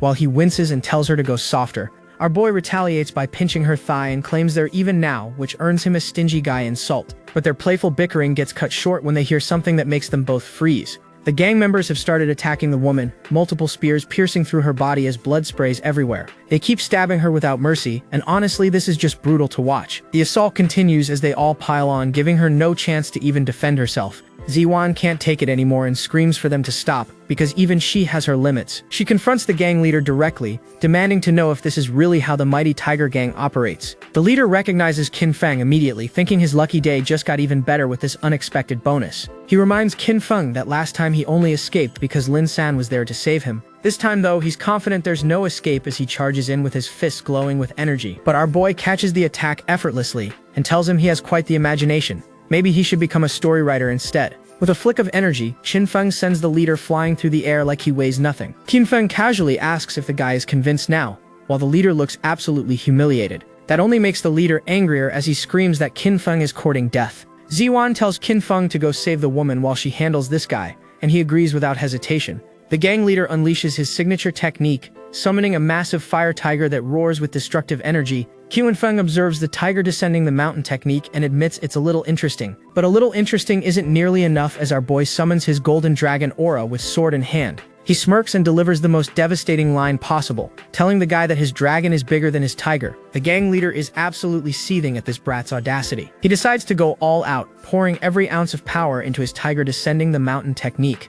But Qin Feng responds with his heavenly dragon's might, golden energy exploding outward. The golden dragon completely overpowers the tiger, consuming everything in its path. The gang leader gets absolutely folded by the attack, sent ragdolling through the air. And he's not the only one, as the entire group of soldiers gets blown away like leaves in a hurricane. The system congratulates him for killing 88 people and awards 8,800 villain points, while Qin Feng notes he wasn't even planning a massacre today. He casually mentions that after this, the mighty tiger gang won't have many members left to speak of. With the battle over, they regroup with the rescued rabbit demon woman who's clearly been through a lot. She immediately bows and thanks the young master for saving her life. She explains that she came to the ruins seeking the blood Bodhi tree to cultivate her children's spiritual souls, but got captured while weakened from childbirth. She mentions she doesn't need many blood bodies, just 10 would be enough for her children. Qin Feng puts on his magnanimous face and says he can give her 10. Considering her motherly love. But then he drops the price tag of 10,000 high-quality spiritual stones per piece, and Ziwan nearly chokes. The rabbit woman's face falls as she admits she doesn't have any spiritual stones. Qin Feng suggests that if she doesn't have money, they can discuss other resources as payment. He immediately pulls out pen and paper like some kind of medieval loan shark, ready to take inventory. But when she reveals she has no resources either, Qin Feng is genuinely shocked and declares he's never seen anyone this poor in his entire life. They start walking together, and the woman hopefully asks if her benefactor is willing to give her some anyway. Qin Feng shuts that down immediately, telling her not to ask dumb questions if she doesn't have money. They settle down to rest, and that's when the rabbit woman reveals something absolutely precious. These are her kids, and they are the cutest little rabbit demons you've ever seen munching on berries. Ziwan immediately melts and starts petting one while cooing about how adorable it is. The rabbit mother offers to let Ziwan adopt one if she likes them that much. And wouldn't you know it, one of the baby rabbits has already attached itself to Ziwan like she's its new mom. But then the rabbit mother suddenly jumps up and bolts into the forest, leaving everyone confused. Ziwan asks Qin Feng what they should do now that they've apparently been adopted by a baby rabbit. The system chimes in with a helpful notification that this little guy is actually an epic-level demonic beast that needs to be fed natural treasures. Qin Feng's eye twitches as he realizes this little monster has the same rank as his younger brother and requires expensive food daily, which is why the poor mother was so desperate. Ziwan notices he's gone quiet and asks what's on his mind. Our boy decides they'll raise it regardless of whether she likes it or not, because an epic-level demonic beast is too valuable to pass up. Ziwan smiles softly and calls him tender and kind, completely missing that he's thinking purely about investment value. She suggests naming him Big Eater since he eats so much, and Qin Feng actually considers it. But Ziwan thinks that sounds terrible and suggests Little Rabbit instead, while Qin Feng stubbornly insists on Big Eater, and the argument goes back and forth. Ziwan finally suggests Xiaobai, meaning Little White, and this one actually seems promising. They compromise on Bai Fantong as the formal name and Xiaobai as the nickname, though Ziwan pouts that he never lets her have her way. Their bonding moment gets interrupted when a massive energy burst lights up the sky and someone announces they found Lin San with a jade box. Multiple cultivators are flying toward the commotion, and Qin Feng overhears them complaining about the Lin family trying to hoard everything. Qin Feng notices the Shiman family is here too, and Ziwan confirms she heard Lin San's name mentioned. Our boy decides they need to head over there too, and Ziwan agrees without hesitation. They arrive at a cave entrance where a confrontation is already brewing, with someone demanding Lin San get out of their way. So here's the situation at the cave entrance, where a mysterious man in black is offering a jade box to the so-called sword god successor. Our protagonist is watching this whole exchange and immediately something feels off about how nice this guy is being. Based on years of reading experience, if a chosen one gets his treasure stolen and stays calm about it, someone's definitely about to get wrecked. Kyunfeng decides to leave Lin San to his fate and drag Ziwan away from the scene because why get involved when chaos is about to unfold? Meanwhile, the Jimin family guy is talking major trash, mocking Lin San for calling himself a sword genius when he can't even break a simple spell. And to prove his family's superiority, he decides to demonstrate by smashing the spell protecting the jade box himself. His sword connects with the protective barrier, and the impact sends sparks flying everywhere. Lin San jumps in to help, because apparently his competitive spirit won't let someone else show him up. He throws everything he's got into breaking this barrier, determined to prove he's worthy of the Sword God title. And of course, once the big shots start fighting, everyone else wants a piece of the action too. The entire group converges on the jade box, pouring their combined power into breaking this barrier. But here's the problem. The spell isn't weakening, it's actually draining their cultivation instead, and now nobody can retreat. And then the whole thing erupts, blasting everyone away like they're nothing. Meanwhile, our protagonist and Ziwan are watching this disaster unfold from a safe distance, and yeah, that's terrifying. Kyunfeng had a feeling that mysterious guy was up to no good. And look at that, completely right as always. All those cultivators who jumped in are now scattered on the ground, groaning in pain and completely drained. And to make things worse, Lin San realizes the entire ruin is about to collapse on top of them.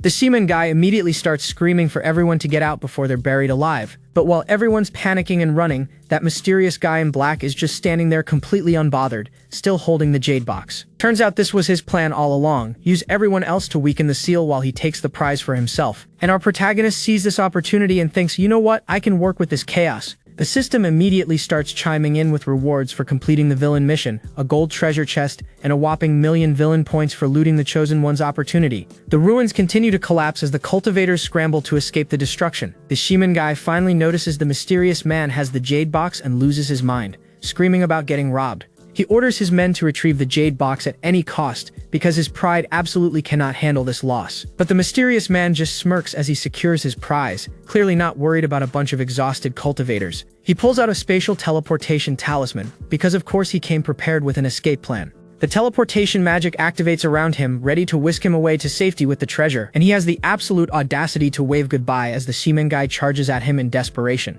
The sword slash cuts through nothing but sparkling light as the teleportation completes just in time. The shaman guy is absolutely seething, screaming that the teleportation won't take him far and to chase him down immediately. Our protagonist and Ziwan watch the whole angry mob take off in pursuit, leaving the area conveniently empty. Ziwan clings to Kinfeng, saying she's scared, though honestly the danger has mostly passed at this point. Some random cultivator left behind is calling them cowards for hiding, which is rich coming from someone too weak to join the chase. Ziwan immediately starts teasing Kinfeng, asking if he's scared of that little insult. They watch the pursuit disappear into the distance, creating a massive dust cloud. Kyunfeng decides it's time to follow the action because there might be more opportunities to exploit. Ziwan is completely confused about why they're suddenly chasing after danger instead of away from it. They take off after the pursuit, keeping a safe distance but close enough to see what happens. But Kinfeng is already thinking ahead, realizing the power gap between these experts means it's time to level up. The system chimes in with perfect timing, congratulating the host for opening the gold treasure chest and obtaining sword intent. And just like that, our protagonist instantly comprehends the sword intent that takes normal geniuses years to master. Ziwan suddenly senses an extremely powerful sword intent and warns that they might be in danger, while Kinfeng plays dumb. Ziwan tells Kinfeng to be careful, not realizing that the dangerous sword intent she's sensing is coming from him. Our protagonist thinks it's cute that the sword intent dares to threaten him when he's the one who just mastered it. He channels his new power and blasts through the rock formations with pure sword energy, showing off just a little. Meanwhile, the mysterious man who escaped has found a nice quiet spot to finally open his prize and see what's inside. He opens the jade box with anticipation, ready to claim whatever legendary treasure was worth all that trouble. And the box is completely empty, his face going through about 5 stages of grief simultaneously. He's in complete denial, insisting there must be some hidden mechanism or secret compartment that he's missing. Ziwan asks Kinfeng if he actually comprehended sword intent, and he casually confirms it like it's no big deal. She explains that Lin San was called the #1 sword genius in 100 years specifically because he comprehended sword intent at age 12, which was a world record. Kinfeng asks if that's really all it takes to be called a genius,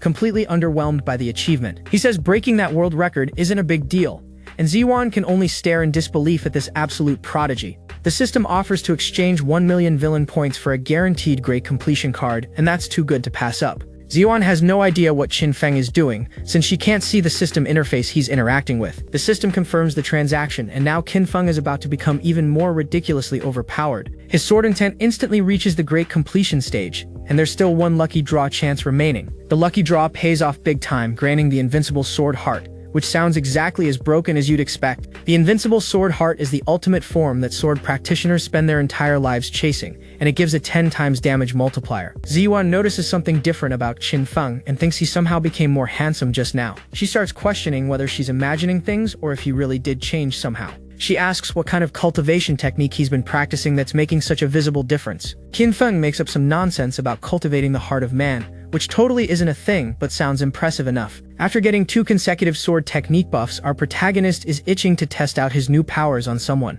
And just as he's looking for someone to practice on, Ziwan spots something approaching in the distance. So Ziwan's got something interesting to show our protagonist, and she pulls out what looks like a bamboo scroll, asking if he knows about the sage bamboo scroll. She explains that this thing was written by ancient sages and comes in 3 volumes called Heaven, Earth, and Humanity, and apparently only those with the right destiny can even see what's written on it. Every time this scroll appears in the world, it causes absolute chaos and bloodbaths, because everyone who's ever comprehended it became ridiculously famous and powerful. Our protagonist is obviously intrigued and asks to see it, because why wouldn't he want to check out something that legendary? He takes the scroll and opens it up with this cute little excited expression, clearly expecting to unlock some broken cultivation secrets. But here's the thing, our boy is completely baffled because he can't see anything on it, and he's insisting that with his intelligence and comprehension aura, Ziwan gently explains that the scroll isn't just about being smart, it's about destiny, like the destiny of Buddha himself, and our protagonist's response is absolutely peak villain energy as he just tosses the scroll aside, declaring that anything that doesn't work for him is rubbish. Meanwhile, Xiaobai, the adorable little rabbit companion, notices the discarded legendary artifact and has some thoughts about it,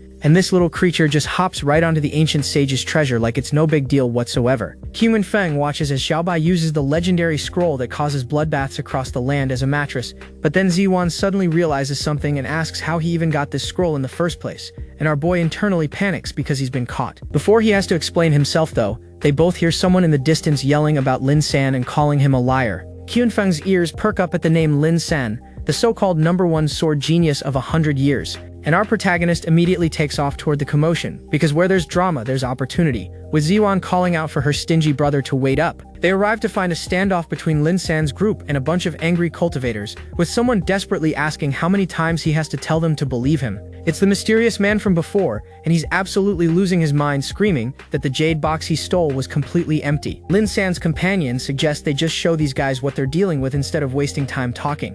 Lin San pulls out this gorgeous ornate sword and smugly tells everyone to take a good look at it. The 2 Seaman family members are just standing there absolutely confused about what's happening. And then Lin San demonstrates exactly why he's called a genius, unleashing a massive sword energy attack that has someone questioning if a mere spiritual martial realm cultivator dares challenge him. One of the Seaman guys manages to block, but he's absolutely furious, calling Lin San arrogant. But Lin San just hits him with that smug face, asking if they have any creativity because they always say the exact same thing. Now we've got the full picture from above, with Lin San's side facing off against the Seaman cultivators, and our protagonist has arrived at the perfect time to make things interesting. Qin Feng looks at all these potential targets and thinks this is the perfect opportunity to test out his newly upgraded sword abilities. And then our boy just casually releases his sword intent, and everyone immediately recognizes what it is. The Seaman cultivators are absolutely losing it because an 8-year-old just displayed sword intent, which is 4 whole years earlier than Lin San, who is considered the record holder. Ziwan and Lin San watch from the sidelines, with her thinking he's gotten even stronger after just a few days, and Lin San noting that this stingy brother really loves showing off. The main Seaman guy is stunned, trying to comprehend how someone in the transcendent realm could have this level of sword intent. And then it hits him, that's not just sword intent, it's also the invincible sword heart, which is supposed to be impossible. He starts backing away, questioning if this is really possible, wondering if this kid is actually just a child or something else entirely. But the younger Seaman brother refuses to show fear, mocking his older brother for being scared of some kid who just comprehended sword intent. This guy Erling decides to call out Qin Feng directly, asking if he's the traitor of the Qin family who survived by taking his brother's supreme bone. And Qin Feng just smiles and confirms it, then casually asks if this guy wants to fight him. Erlang's face twists into a menacing grin, saying that's exactly what he wants, while his companion in the background is already thinking they're doomed. Our protagonist takes a fighting stance with peak disrespect, offering to give the guy 10 free moves because he looks a little flushed. That absolutely sets Erlang off, demanding if Qin Feng is insulting him and swearing he'll make him regret it. Meanwhile, the smarter seamen members are already running for their lives, screaming for everyone to get out of there fast. Someone yells about being disappointed in their cowardly comrades, while Erlang declares he'll make the Qin brat taste his sword. Qin Feng flashes that signature villain smile and beckons them forward, promising he's not going anywhere. Erlang launches into a full rant about how Qin Feng thinks he's superior just because of his talent, swearing to take his head. Multiple cultivators charge at once, all thinking they can overwhelm an 8-year-old with numbers, but our protagonist just stands there completely calm with his sword drawn and that terrifying blue aura swirling around him. And in an instant, they're all getting absolutely destroyed, with the system cheerfully congratulating him for each kill and stacking up those villain points. Meanwhile, back at what looks like the Qin family headquarters, an elder and official are receiving some very interesting news about their young master killing the mighty tiger gang leader instantly. The official is trying to process how this is even possible, since that gang leader was at the 3rd level of the spiritual martial realm, concluding that Feng must have used the Supreme Bone's power. The elder expresses concern that if Feng becomes obsessed with power that isn't truly his, it could corrupt his path, but the official doesn't think that will happen. The elder has been teaching Feng for years and knows the boy has his own pride and won't be easily swayed by the Supreme Bone's temptation. The official asks if there's anything else to report, clearly expecting that to be the end of the surprises. But the messenger has more news, reporting that the young master didn't just wipe out the mighty tiger gang but also annihilated the Shimin family. The official nearly loses his composure at this news, while the elder has to tell him to sit down and calm himself. The elder asks for the full report, and the messenger reveals that the young master has also comprehended both the Supreme Sword intent, and the elder just bursts into ecstatic laughter, declaring that Feng's future is absolutely limitless, and this is excellent news. But the news has also reached the Imperial Palace, where a messenger rushes in declaring that something serious has happened. The Emperor of Great Xia looks up from his scrolls, asking why there's such haste in delivering this news. The messenger reports everything about Qin Feng, from killing a 3rd-level cultivator with 1 slash to obtaining both the sword heart and sword intent. But the Emperor is completely unimpressed, questioning what there is to fear from a prodigy who strayed from his family's protection. And with cold ruthlessness, the Emperor simply orders to have him killed. The messenger bows low, praising the Emperor's wisdom, and the execution order is officially given. Back with our protagonist, Lin San is watching from the shore as Qin Feng and Ziwan play in a pond, internally struggling with the fact that an 8-year-old has completely surpassed him in the way of the sword. And the system chimes in with beautiful news, congratulating Qin Feng for hitting the Chosen One's confidence and earning 100,000 villain points. Our protagonist is pleasantly surprised by this notification, wondering if he really just got 100,000 points for existing. Seeing an opportunity, Qin Feng cheerfully calls out to Lin San, complimenting his impressive swordsmanship and innocently asking if he could teach him some basic moves. And Lin San absolutely explodes, demanding to know if Qin Feng is mocking him since he's already mastered the invincible sword heart, but wants to learn basic moves. Our protagonist immediately plays the victim, running to Ziwan and complaining that Lin San is being mean to him when he genuinely only knows how to draw a sword. Lin San is absolutely fuming about the sword technique claim, and the system happily delivers another 100,000 villain points for destroying his confidence. And then Ziwan takes Qin Feng's side, scolding Lin San for being so mean to him when he's just a child. Those words hit Lin San like actual weapons, the phrase "just a child" piercing through his soul along with being scolded by his crush, and the system celebrates with yet another 100,000 points. And Qin Feng has this absolutely devious, satisfied smirk on his face, knowing exactly what he's doing to the poor guy. Lin San starts to leave and Qin Feng calls after him with fake encouragement, telling him not to be discouraged since he's still the #1 sword genius of 100 years. And then our boy delivers the killing blow, saying that he only comprehended those techniques while running away after passing gas, which is just peak disrespect. Lin San can't take it anymore and starts walking away while the system delivers another 100,000 villain points for the psychological damage. But Qin Feng isn't done milking this golden goose, calling out for brother Lin not to leave yet. Our protagonist actually starts chasing after him, saying he still wants to talk, which is genuinely terrifying from Lin San's perspective. Internally, Qin Feng is laughing at how he earned 400,000 villain points from just a few sentences and absolutely cannot let this cash cow escape. What follows is Lin San desperately screaming for him not to come any closer while Qin Feng enthusiastically chases after his new favorite target. But suddenly the chase is interrupted when everyone looks up to see figures descending from the sky on a flying cloud. And there's this imposing military commander in red and black armor, declaring that under the Emperor's orders, Zhang Reihu has come to take Qin Feng's head. The pressure from this guy is so intense that everyone on the ground physically reacts to the overwhelming aura. Lin San wants to know who this big shot is, and Qin Feng explains that he's the personal bodyguard of the Emperor. Lin San quickly assesses that this guy's cultivation is above both of them, plus he has thousands of iron-armored riders, meaning they're basically dead if they fight. Qin Feng starts to say he might have an idea, while internally he's thinking this is the perfect chance to make Ziwan fall for him. Then our protagonist puts on his most innocent face and asks the commander who exactly he's looking for, playing dumb. Zhang Ruihu isn't playing games though, loudly declaring his full title and that he's here on the emperor's orders to take Qin Feng's head. And then Qin Feng hits everyone with the most manipulative request, asking if the uncle could please not kill brother Lin and sister Ziwan when he kills him. Both Lin San and Ziwan are absolutely stunned by what they're hearing from their stingy brother. Qin Feng tells Ziwan not to be afraid, that he'll protect her, and if he dies at least she'll be safe because the man only wants him. When Ziwan asks if he's willing to die for her, our protagonist doesn't hesitate to say he'd do anything for sister Ziwan. Then he walks forward with his arms spread wide, telling the uncle to just do it since he's only an 8-year-old child and should be easy to kill. Zhang Ruihu raises his sword overhead and tells the kid to prepare himself for death. Ziwan screams that she won't allow her stingy brother to die, her emotions reaching a breaking point.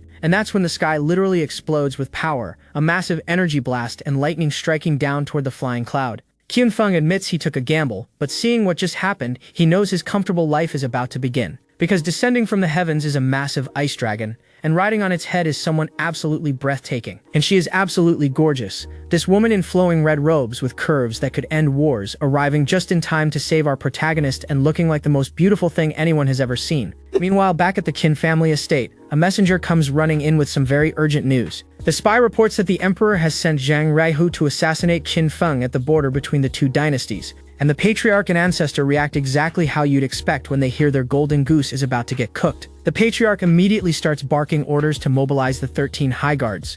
Because if Qin Feng dies, all their plans go up in smoke, and nobody wants that. But back at the scene, the Moon Celestial has arrived on her absolutely massive ice turtle creature, and everyone is just staring in awe. She introduces herself as the Moon Celestial, one of the top 5 experts of the Yingyue dynasty, which is basically like saying she's a walking natural disaster. She spots the pink-haired girl and asks if she's the Yingyue dynasty's goddess, and the girl confirms it. And the Moon Celestial is absolutely thrilled, because apparently finding her niece out here is like hitting the jackpot. And look at her, absolutely stunning in those flowing red robes with cherry blossoms everywhere. Like the manhwa artist decided to make her impossibly beautiful and succeeded. Zhang Ruihu is not having it though, telling the Moon Celestial to know her place since this is Great Xia territory. But she just plays innocent, asking if it's really appropriate to threaten a weak woman like herself. And honestly, the audacity is immaculate. Zhang Ruihu doesn't appreciate the games and starts charging up an attack, about to tell her to leave. But the Moon Celestial casually tells him to back off, and the power radiating from her is genuinely terrifying. And with one hit, the leader of the Imperial Guard goes down while his men scream for their general. She tells him that in his next life he should be more courteous to weak women,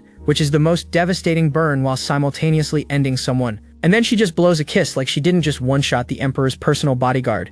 The soldiers check on their general only to realize he's not breathing anymore, and they're completely in shock at the power gap. Meanwhile, Qin Feng sees his chance and tells Ziwan they need to go now while the going is good. But the Moon Celestial has other plans, snapping her fingers with power radiating from her hand. And just like that, Qin Feng and Ziwan find themselves floating in the air whether they like it or not. The Moon Celestial asks Ziwan where exactly she thinks she's going, with a look that says you're not escaping that easily. Qin Feng is completely confused about what any of this has to do with him, but Ziwan seems to know exactly who this is. The Moon Celestial beckons them over with a soft "come here," and honestly, who could refuse? Qin Feng and Ziwan are gently set down in front of her, and our boy is already calculating his next move. She asks them to explain what exactly is going on here, genuinely curious about the situation. Ziwan calls her aunt, confirming their family, while Qin Feng immediately thinks maybe he should switch his capture target to this goddess instead. The aunt starts scolding Ziwan for leaving home without a word and running off to the Great Xia dynasty to avoid her. But Ziwan quickly changes the subject, excitedly explaining that Qin Feng is only 8 years old, but has already comprehended both sword intent and the invincible heart. The Moon Celestial's interest is piqued immediately, asking if this is the Qin Feng with Emperor talent, who supposedly dug out his brother's supreme bones.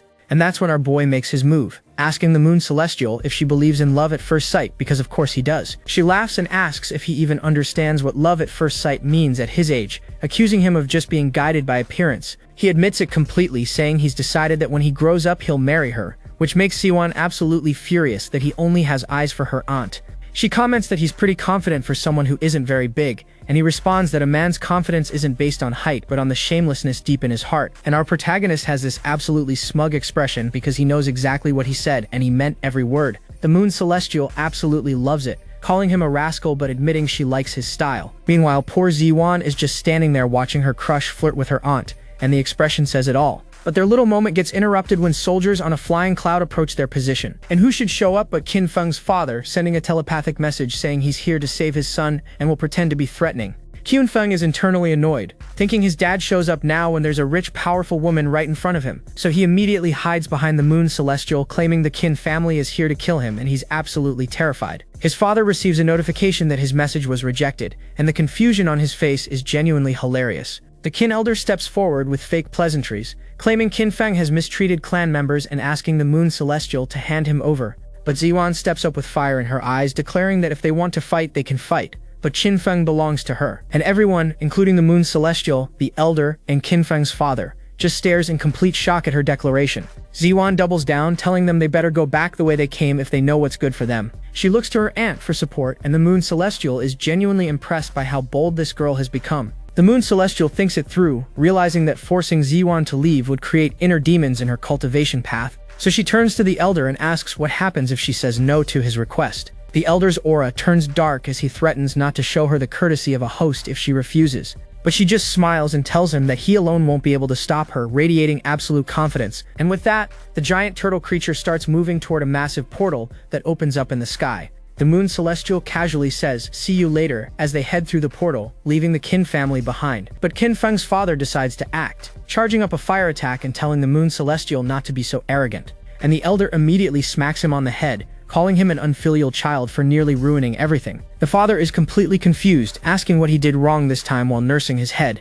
The Elder explains that it's wonderful Qin Feng gets to enter the Moon Celestial Palace, but the father complains that she looks down on them. The Elder scolds him for being superficial, saying lack of patience leads to chaos and grand plans, and smacks him again. They discuss their predicament since the Qin family and palace are watching, and the Elder says he has a plan. The Elder suddenly launches a massive golden energy ball toward the portal while the father questions if this is really for Qin Feng's own good. The energy blast rockets toward its target, and it becomes clear this is part of the Elder's elaborate scheme. The attack collides with something, creating a spectacular explosion of power. The turtle creature's shell is shown in detail as it continues through the portal, completely unfazed. The Elder starts yelling that Qin Feng used stimulants to corrupt their Dao hearts, putting on a performance for the watching soldiers. The soldiers panic, realizing that stimulants scattered in the forest will drive the beasts crazy and there'll be fish meat on the chopping board. Everyone immediately scatters, running in different directions and being told not to form pairs, which is absolute chaos. The father questions whether the ancestor is serious about the stimulant thing, and the Elder casually confirms it while they escape. And now we arrive at the Yin Yue dynasty's Moon Celestial Palace, which looks like something straight out of a fairy tale. Inside, servants bow and greet the Moon Celestial as she walks in with Qin Feng and Ziwan.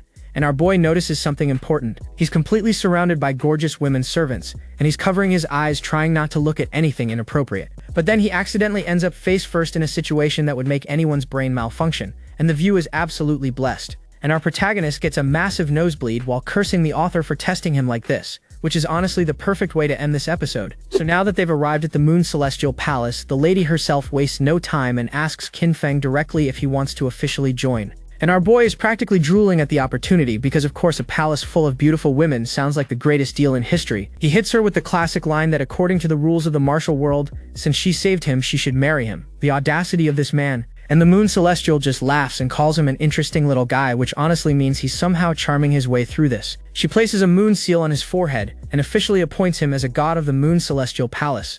Just like that, our boy got a promotion. Qin Feng immediately asks if he gets to live with all the palace members and train together, and the Moon Celestial says she'll personally handle the training. Ziwan chimes in asking if she'll get to live with her aunt, the Moon Celestial, to train and eat together, looking absolutely thrilled about the arrangement. But the Moon Celestial gives a suggestive close-up look and asks if he's really looking to train with her specifically, and the tension here is palpable. Our boy doubles down and says even if they don't train, they could still live together. This man has absolutely zero chill and maximum riz. And Ziwan catches on immediately, screaming that this guy is really thinking about her aunt, while the pink-haired goddess next to her looks equally unimpressed.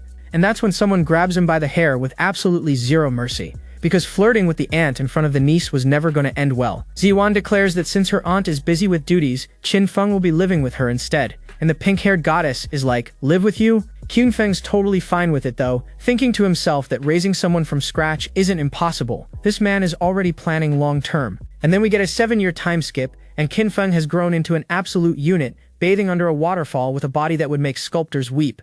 And of course there's a whole audience of palace girls watching from behind, calling him handsome and saying they want to touch his abs. The Gooners are eating well, but here's where it gets crazy because the little rabbit mascot is literally selling tickets to watch Qin Feng bathe. 5 minutes of viewing time per ticket. This rabbit is running a whole business. And the girls are literally fighting over who gets the ticket first, screaming at each other about who came first. The demand is apparently through the roof. They're getting nosebleeds and shoving each other trying to get the best viewing angle. The proportions on these ladies are absolutely arguing with physics, by the way. And this rabbit, this absolute capitalist, starts offering Qin Feng's childhood boxers for 20 spiritual stones each. The merchandise game is unmatched. The rabbit proudly announces they can pick tickets or boxers, like some kind of deranged game show host at a bath time peep show. This little creature has the audacity to call itself a good rabbit, smart and thrifty, while literally running an underground viewing operation. The hustle is honestly impressive. But the girls have had enough of negotiations and just lunge at the rabbit in a full-on scramble. It's absolute chaos out here. The rabbit goes flying, screaming that they're trying to kill it. Turns out running an illegal peeping operation has consequences, and the poor thing gets launched right into the water with a massive splash. The hustle just caught up to it. The rabbit pops back up to the surface looking completely bewildered, still clutching its little money pouch. At least it saved the profits. Meanwhile, Qin Feng catches a sword mid-air with his bare hand, looking absolutely badass and unfazed. 7 years of training clearly paid off. And who threw that sword? The pink-haired goddess, now fully grown and looking absolutely devastating. She's impressed by his quick reaction, and honestly so are we. The Moon Celestial shows up with the goddess and praises his understanding of sword intent and sword spirit, saying it's getting deeper by the day. Our boy says if he's not strong enough, how can he possibly marry the moon goddess? He should at least have this much determination. The man has goals, and the goddess immediately kicks him into the water, yelling that he's doing it again with the ant comments. She is not having this moon goddess obsession. Qin Feng emerges from the water in the most dramatic way possible, hair flowing, muscles glistening. The author knew exactly what they were doing with this panel. The palace girls are losing their minds, saying he's even more handsome wet, and that they want to take him home. The thirst levels in this palace are unprecedented. And then one of them suggests it's not impossible to share, and the others are actually considering it. The girls in this palace are down catastrophic. They start dividing up days. Odd numbers go to one and even numbers go to the other, and they all agree. They're literally drawing up a timeshare contract for this man. Meanwhile, Qin Feng is still in the water, going on about how he's been thinking about the ant since childhood, asking the goddess if she's even noticed the beauty next to her. The goddess looks ready to commit violence. She hits him with a massive water splash from the shore while the Moon Celestial watches from above. This has apparently become a daily occurrence. But then the goddess sees something in the water and her face goes completely red with shock. Something has caught her off guard in the worst way possible. Qin Feng stands up in the water with nothing but a cloth and comments that it's pretty big. The goddess screams rascal, and honestly she has every right to be outraged. She starts chasing him through the water, threatening to tear him apart, while he calls out to the Moon Celestial for help. The daily routine at Moon Celestial Palace is genuinely insane. But then the Moon Celestial drops something serious, asking Qin Feng if he's interested in the Imperial Dynasty's once-in-a-decade deathmatch tournament. Qin Feng stops dead in his tracks at the words deathmatch, and accidentally bumps right into the goddess, who is still chasing him. And the collision is exactly as awkward as you'd expect when a shirtless man crashes into an absolutely stacked goddess. The camera angle here is doing the Lord's work. The goddess argues that Qin Feng is already esteemed as a divine child, and competing for Holy Child of the Yin Yue dynasty would be beneath his status. But the Moon Celestial explains that the Holy Child is essentially a prince who can inherit the Emperor's position, and when Ziwan becomes Moon Goddess, it would be very convenient for them. The goddess is worried though, pointing out that in a death match, unexpected accidents can happen and he could actually die. Meanwhile, Qin Feng notices this girl really doesn't treat him like a stranger anymore. But our boy gets serious for once and says that work is also important. He's not about to let a death tournament scare him away from the grind. He agrees to enter the tournament, thinking that he's running low on villain points and it would be even better if he could meet the beloved chosen one. Now here's where things get interesting. The goddess presses against him in the water and asks what's so hard about it, and Qin Feng is visibly trying to keep his composure. And then her hand starts reaching down into the water, and the situation is rapidly escalating beyond what anyone expected. Qin Feng's face goes through about 15 different emotions at once, and none of them are comfortable. Our boy is in uncharted territory right now. He immediately screams that there's a snake in the water, and the goddess freaks out too. Whether there's actually a snake or he just needed an exit strategy, the result is the same. The peeping gallery of palace girls and the rabbit all start screaming about snakes too, running around in pure chaos. Qin Feng suddenly realizes just how many people have been watching him bathe this whole time, and the horror on his face is absolutely priceless. The Moon Celestial arrives at the scene and the peeping girls immediately drop to their knees, trying to explain that they made a mistake. One of the girls is screaming in pure embarrassment, face completely red. Getting caught peeping by the moon celestial herself is basically a career-ending moment. But Qinfeng shows up fully dressed now in his blue and black robes, standing over the kneeling girls looking absolutely menacing. The glow-up from bath boy to divine child happened real quick. He tells the moon celestial not to worry, he'll teach these girls a lesson for her, and he's holding a switch with the most unsettling smile imaginable. The girls are looking up at him in their underwear, blushing and trembling. The power dynamic here has completely flipped from earlier, and honestly the vibes are questionable. He lays down the law, telling them they are absolutely not allowed to peek at him while he's bathing ever again. The irony of the former pervert enforcing privacy rules is chef's kiss, and the girls immediately bow down thanking both the moon goddess and the divine child, which is not exactly the punishment you'd expect, but somehow it works. The moon celestial tells him he's too indulgent with them, but Qinfeng just waves it off saying it's harmless fun. Our boy has fully settled into his role here. But then Qinfeng suddenly senses something, mentioning there are some guys nearby. The rabbit picks up on it too. The rabbit starts trembling with anxiety, clearly sensing that whoever is approaching might be trouble. When even the shameless merchant rabbit gets scared, you know it's serious. And that's when a new face appears, a silver-haired man with a confident smirk saying it's time to relax and unwind. The rabbit gets snatched up by Qinfeng while calling out for Sister Ziwan. Someone is definitely here looking for trouble. The moon celestial warns that envoys from the Daxia dynasty will be arriving in the next 2 days, and reminds Qinfeng that Xiaohuang has always considered him a thorn. He needs to be careful. Qinfeng gives a confident thumbs up saying he'll handle it, while the poor rabbit in his grip is convinced its life is coming to an end. The contrast here is perfect. But before he can even prepare, a servant arrives reporting that a student from the Great Jia dynasty is already outside the palace, demanding to challenge him to a battle. Qinfeng raises an eyebrow with genuine interest while the rabbit finally feels alive again. Someone wants smoke, and our boy is more than ready to deliver. So remember that challenger from Dajia who showed up demanding a fight? Well, he's outside the Moon Celestial Palace, literally blasting the front door with energy attacks. This guy is screaming at the top of his lungs for Qinfeng to stop hiding and come face him. The audacity of showing up to someone's house and demanding a fight is honestly impressive. And he just fires a massive energy blast straight at the palace gates, because apparently property damage means nothing to this guy. But the palace girls rush out with their spears and immediately shut him down, calling him presumptuous. And honestly, this guy has the nerve to taunt them, saying Qinfeng must not dare come out to accept the challenge and is instead hiding behind women. Bold words from someone being held at spear point. And the palace girl is just standing there completely stunned by the sheer disrespect of this random showing up and trashing their front door. Meanwhile inside, Ziwan is absolutely fired up and ready to go teach the Daxia envoy some manners, but Qinfeng tells her to hold on a moment. Qinfeng asks if there's a possibility this challenger is just a pawn being used by someone else, and he explains it's not about setting him up personally but about pitting the noble families of Daxia against the entire Yinyue Empire.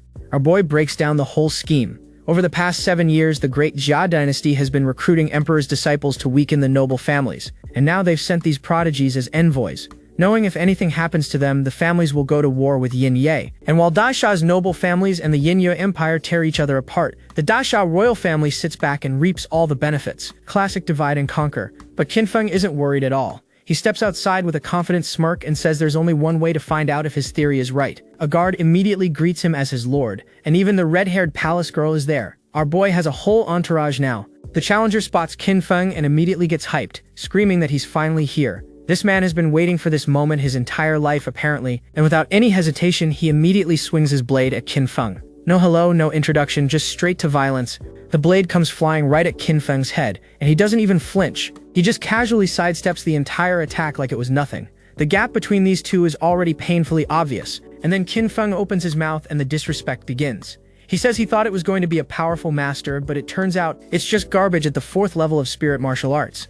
He literally brushes dust off his sleeve while saying it. The disrespect is at critical levels. The challenger is absolutely furious, declaring himself an emperor's disciple at the extraordinary 9th level. But Qinfeng is completely unimpressed, standing there in the background. The poor guy goes full chibi mode, raging about where Qinfeng gets the confidence to look down on someone with extraordinary talents at the 4th level. The answer is simple. It's because he can. So Qinfeng casually asks how he wants to do this, one-on-one or a group fight. And the challenger immediately picks one-on-one because of course he does. Qinfeng just smirks and says, understood, with the most suspicious finger gesture. If you've been watching this series, you know that smile means nothing good is about to happen. And our boy immediately tells all the palace girls to attack this one challenger together. He literally interpreted one-on-one as one challenger versus everyone. The challenger's face says it all. He's nervously looking around like this wasn't the deal, right? right? And he gets absolutely demolished by the palace girls while screaming that Qin Feng is shameless. Which, honestly, accurate. The palace girls are standing over him victoriously while he screams that he doesn't accept this outcome. Getting beaten by a squad of beautiful women with spears is honestly not the worst way to go. Qin Feng looks down at him with absolute coldness and says, whether you accept it or not, what does that have to do with me? The villain energy is immaculate. But here's where it gets really good, because Qin Feng pulls out a whole abacus and says it's time to settle the score. This man came prepared. He starts listing off every single damage. Floor damage, secondary level, door damage, third level, pillar, total loss. And then he adds mental damages for the palace sisters. This man is running an insurance scam, and the grand total comes out to 1 million high-grade spirit stones. He even gives a thumbs up while saying it like he's doing the guy a favor. The challenger completely loses it, screaming that all this damage together is barely worth 1 spirit stone. But Qin Feng's math doesn't care about your feelings. Qin Feng generously offers a discount, saying he just wants 999,999 supreme spirit stones. And the challenger just breaks down screaming that he has no money. The emperor's disciple is apparently broke. Not a great look. And that's when Qin Feng hits him with the most terrifying line possible. He says it doesn't matter if you don't have money, you can pay with your body. The vibes just shifted dramatically. And the next thing you know, Qin Feng is riding through town on a horse banging a gong like a traveling salesman, advertising his new product. This man is selling the emperor's disciple. He's literally yelling authentic strong men of Dasha, no need for 998 or 888.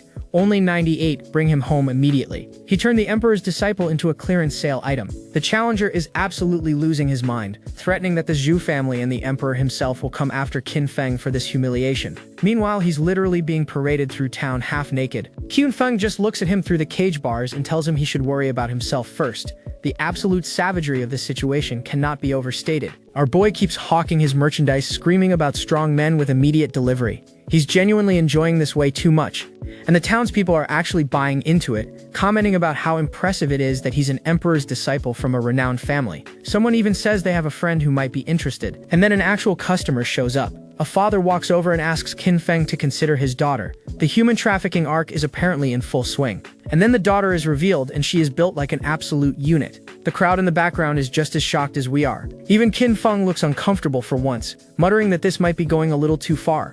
When the villain himself has second thoughts, you know it's wild. But then Qin Feng tells the father it'll cost extra, and the father immediately agrees. Money talks, and this deal is happening whether anyone likes it or not. The challenger is being dragged around in chains screaming for someone to let him go, and Qin Feng is casually presenting him like a product on display. This is honestly one of the most humiliating defeats in manhwa history. Qin Feng actually has the audacity to tell the challenger not to make that face, because he carefully selected this slightly plump girl for him, and being plump is the best. The matchmaking skills are truly unhinged. The challenger is trying to protest, but Qin Feng just shoves something into his mouth. Whatever it is, the challenger didn't consent to this. And the challenger, now wearing a collar by the way, frantically asks what Qin Feng just fed him. The panic in his eyes tells you it's nothing good, and Qin Feng casually reveals it's a top-notch aphrodisiac so powerful that even pigs would go crazy. He says this with a smile. The man is genuinely terrifying. When the bystanders give him looks, he casually explains that he travels a lot, so it makes sense to carry elixirs for self-defense. Sir, that is not self-defense. That's a war crime. The entire crowd goes dead silent with a literal crow flying overhead. Nobody knows how to process what they just witnessed, but Qin Feng isn't done. He presents the drug challenger to the plump woman and tells her to go ahead and try touching him. This whole scene has gone completely off the rails, and the woman reaches out and touches his arm, with flowers and hearts floating everywhere. The aphrodisiac is kicking in fast. The camera zooms in on her hand pressing against his abs, and honestly the vibes here are deeply questionable. This whole situation would concern any reasonable person. And then the aphrodisiac fully kicks in, because the challenger is now looking at her with literal heart eyes, reciting poetry about how a day without seeing her feels like 3 years. This man has been chemically reprogrammed. He suggests they go to bed and talk in detail, and she agrees. The emperor's disciple who came here to challenge the divine child is now going home with a stranger. The father bows and thanks Qin Feng for his divine assistance while the new couple walks away in the background. Our boy just waves it off like it was nothing. But even Qin Feng looks a little disturbed by how well this worked. The hearts are floating everywhere while the couple walks off into the sunset, and our villain has created a monster. And the system notification pops up congratulating him. Insulting someone's dignity has earned him 1,000 villain points. The grind never stops. Even Qin Feng is surprised, wondering if this actually counts. He's basically questioning the morality of his own system at this point, which is peak self-awareness. But then a royal carriage comes rolling through the streets, and the announcement is that Princess Nanfeng of the Great Xia dynasty has arrived. Everyone needs to make way.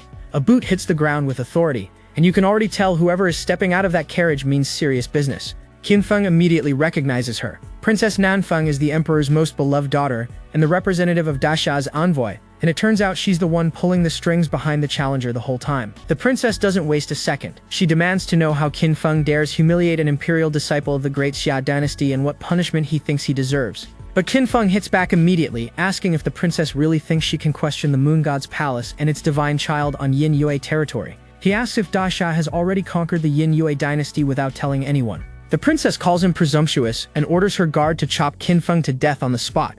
The warrior responds with a yes without hesitation. Diplomacy has officially left the building. The fire warrior advances surrounded by flames, and Qin Feng just calls them all a bunch of pigs for trying to kill people on someone else's territory. The diplomacy gap is incredible, and our boy decides he'll happily oblige, dashing forward with a smirk saying he'll accompany them and have some fun. When Qin Feng says fun, it usually means pain for the other side. His sword strike tears through the air with blinding speed, leaving a trail of pure energy in its wake. The fire warrior barely manages to block it, and Qin Feng has the nerve to ask if that's all he's got. This man was supposed to execute Qin Feng and he's already on the back foot. Qin Feng closes his eyes with complete calm and simply says, "You lose." The fight is already over before it even really started. The warrior stares in disbelief, unable to process the word that just came out of Qin Feng's mouth. Lost? Already? But this warrior isn't accepting defeat that easily. He grips his sword and starts powering up, because apparently the princess's guard has a second phase. Boss fight energy is back on the menu. Qin Feng has the nerve to stand there and claim he's a gentleman who would never poison anyone. "Sir, we all saw what you did last episode." And then he casually corrects himself saying it's not poison, it's an aphrodisiac. As if that somehow makes it better. The challenger's entire soul leaves his body when he hears that. The realization of what's coursing through his veins right now is hitting different. And the poor guy is already imagining his future with the plump girl while crying. The aphrodisiac has written his entire love story without his consent. So the challenger manages to crawl all the way to Princess Nanfeng's carriage, begging her to save him from whatever Qin Feng has done. And from inside the carriage, all you hear is a sigh. But instead of the princess stepping out, a brand new character appears. This is Fang Chang, and he introduces himself as the princess's representative, here to formally apologize on her behalf. Fang Chang politely asks Qin Feng to detoxify their subordinate for the sake of diplomacy between the two nations. But the system just lit up, identifying this guy as the chosen one with an epic level rating. And Qin Feng is absolutely ecstatic. 7 whole years he's been waiting for the chosen one to show up, and here he is just walking right into the trap. He's rubbing his hands together like a merchant who just spotted a whale customer, talking about hospitality and warm welcomes. The greed in his eyes is not even slightly hidden. So Qin Feng agrees to help detoxify the challenger right away. He hops on a horse looking all cooperative and friendly, which honestly should be everyone's first red flag. But instead of actually helping, our boy launches himself into the air with the grace of someone about to commit a war crime. The challenger is standing there with question marks floating over his head,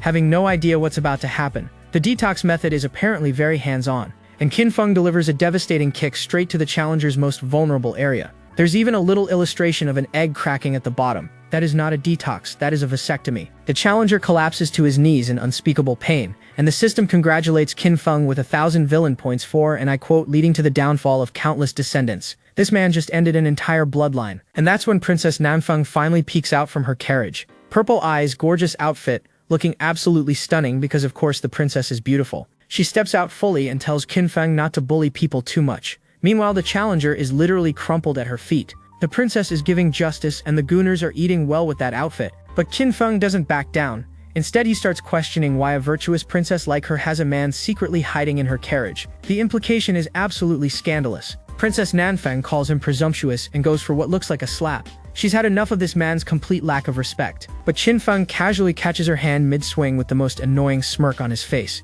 This man has zero fear of royalty, and Fang Chang sees this happen, and something in him visibly snaps. Fang Chang explodes with rage, sword drawn, flames erupting behind him, screaming not to touch the princess. The chosen one's protective instincts just kicked into overdrive. But Qin Feng just grins wider, openly wondering if this over-the-top reaction from just a touch means Fang Chang and the princess are having an affair. The man knows exactly which buttons to push. And now Qin Feng is scheming, thinking if the chosen one has feelings for the princess, then turning him into an antagonist should be easy. The villain playbook is wide open. So Qin Feng gets right up in the princess's face and asks her directly, "Do you dare to fight me?" He's holding her hand like it's a romantic scene, but the intent is pure chaos. And the princess accepts without hesitation. Qin Feng specifies this is a one-on-one fight where nobody is allowed to interfere no matter what happens. Those last 3 words are doing a lot of heavy lifting. Fang Chang immediately tries to object, but the princess shuts him down and agrees to the terms. She has no idea what she just signed up for. Princess Nanfeng declares she's gonna teach this arrogant, dirty, aphrodisiac-carrying, woman-relying scoundrel a lesson. Honestly, the resume she just read out loud is devastating and completely accurate, and the two of them face off in the middle of the street with a crowd gathering to watch. Both sides tell each other to bring it on, and the energy is absolutely electric. Princess Nanfeng wastes no time, coming in from above with a dagger strike that's actually insanely fast. She's not playing around. Even Qin Feng is genuinely impressed by her speed. This princess is not just a pretty face, she's actually dangerous. They clash up close, and Qin Feng is actually considering using his double pupil technique. But then he has a much better idea. He deliberately lets her blade cut his shoulder, drawing blood. Because in his mind, winning the fight doesn't matter.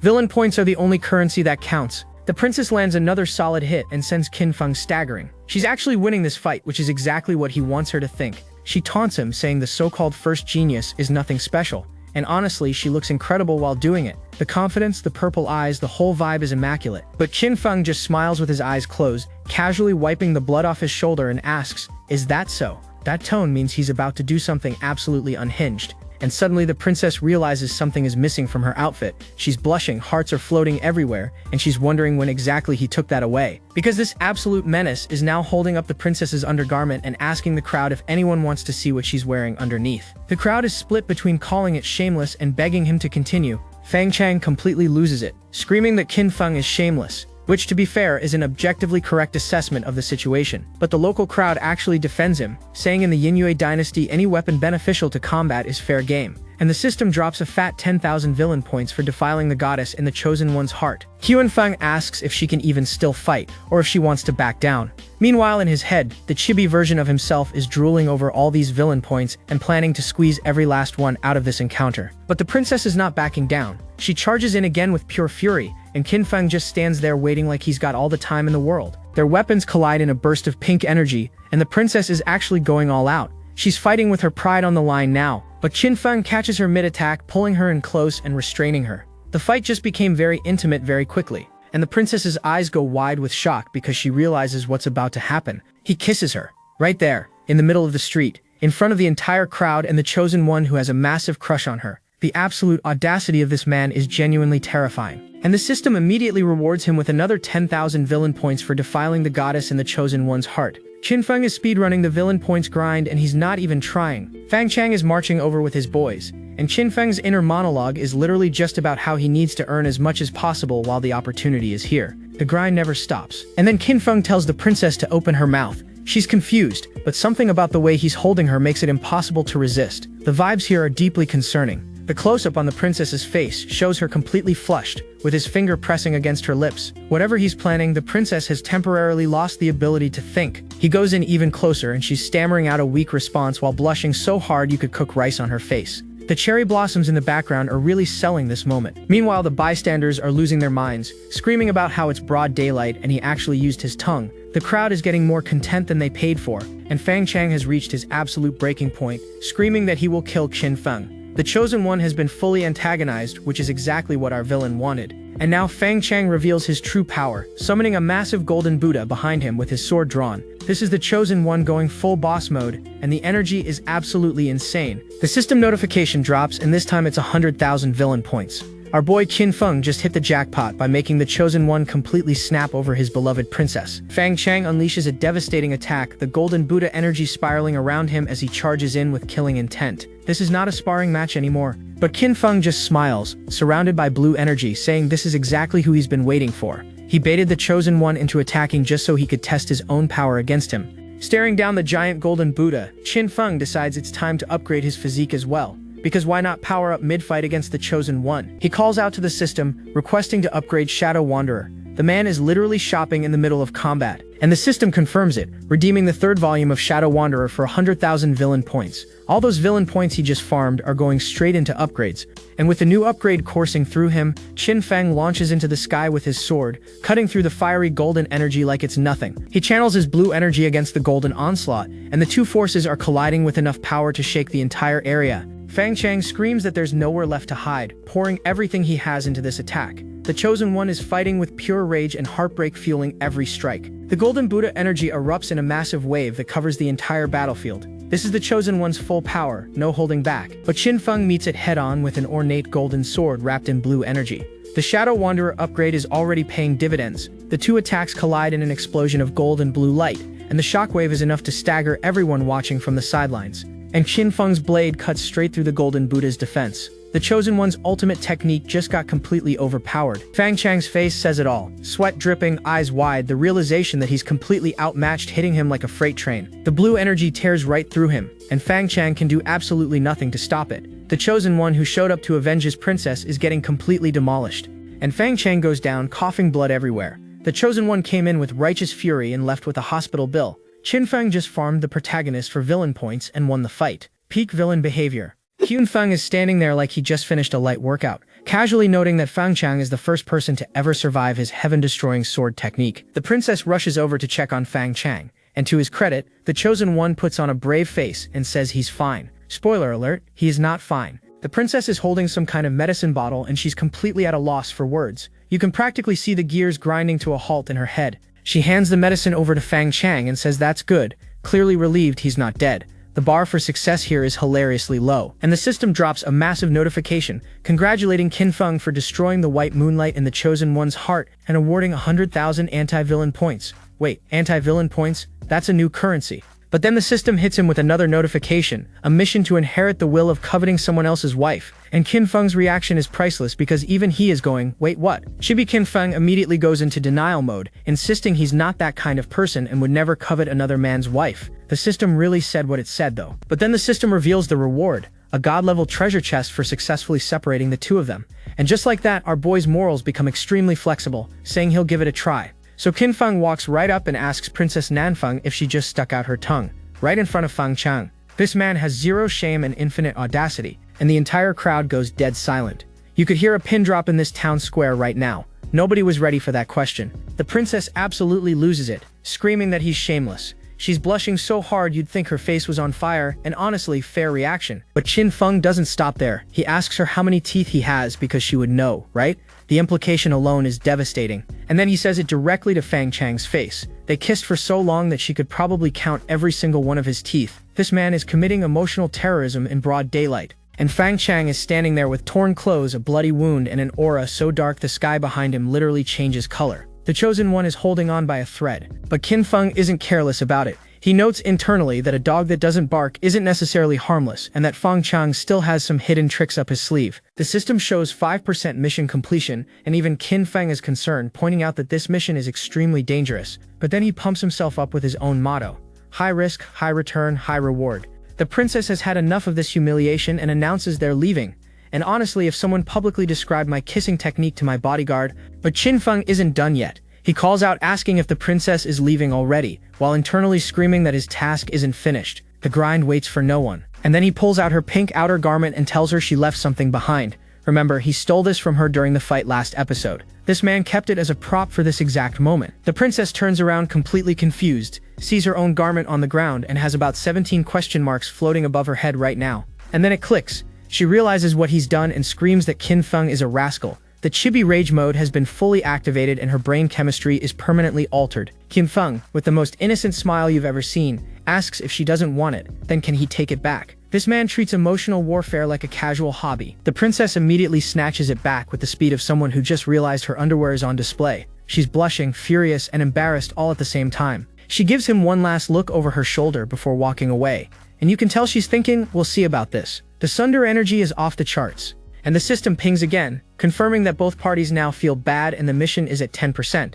Qin Feng just doubled his progress with a wardrobe incident. Later that night, Qin Feng shows up at the inn for foreign envoys with his little rabbit companion, and the rabbit wants to know what they're doing here so late. A massive sword slash cuts through the air right at the inn, and the energy alone is enough to shake the entire building. Subtle entrance this is not. Qin Feng casually explains they're here to make money, and the rabbit's eyes immediately light up, claiming to be an expert in this business. These two are built different. And before Qin Feng can even explain the plan, the rabbit takes off running. He calls after it, asking where it's going, but this little entrepreneur has already started the mission on its own. Meanwhile, the princess is alone in her room thinking about a certain someone. The Gooners are eating extremely well with this outfit, and she's clearly not able to get Qin Feng out of her head. But then something interrupts her thoughts. A rabbit just appeared out of nowhere in her room, and the princess is genuinely startled because, well, where did this thing come from? And then the rabbit opens its mouth and asks if she lacks love and needs a man. This cute little creature just walked into a princess's bedroom and opened with the most aggressive pickup line imaginable. The princess immediately thinks of Fang Chang and wonders if he sent this rabbit.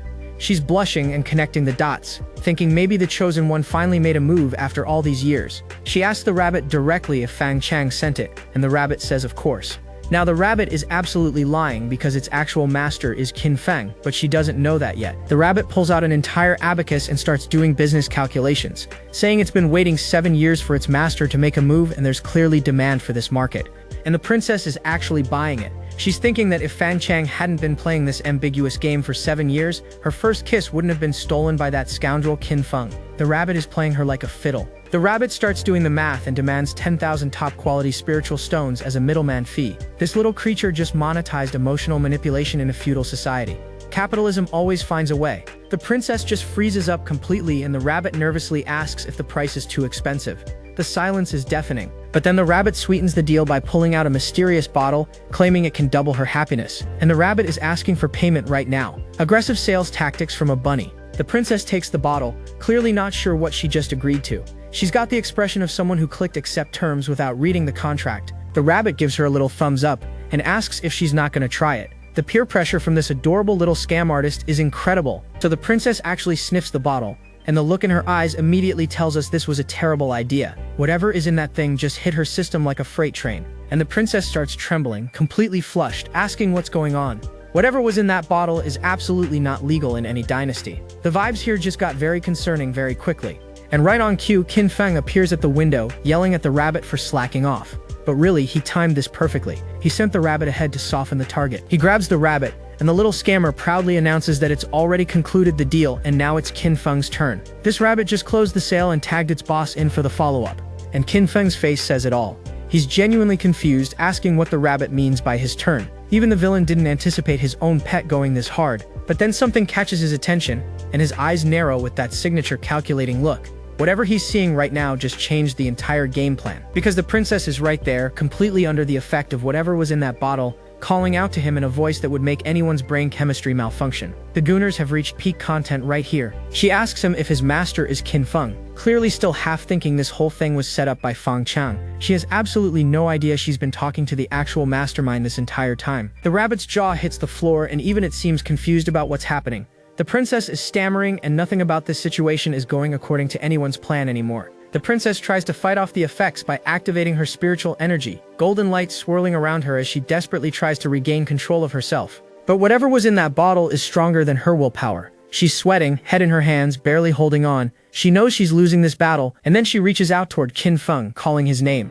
She can't resist anymore, and the villain just stumbled into a situation even he wasn't prepared for. She's right up against him whispering his name, and Qin Feng is actually panicking, telling her to calm down. For once, our villain is the one who doesn't know what to do. Meanwhile, outside the inn, Fang Chang is walking over with a rose in hand, having a whole character development moment. He's thinking he shouldn't have blamed everything on the princess and that she did nothing wrong. But underneath that romantic gesture, his real thoughts are much darker. He's vowing that in the next life and death elimination match, he will personally cut Qin Feng into 1,000 pieces, roses and murder plots in the same brain. He puts on his best smile and calls out for the princess, rose in hand, looking like a man about to finally confess his feelings after 7 long years. If only he knew what was happening upstairs. And then he looks up at the window and sees it. Qin Feng is in the princess's room, with the princess, at night. The rose in his hand might as well burst into flames right now.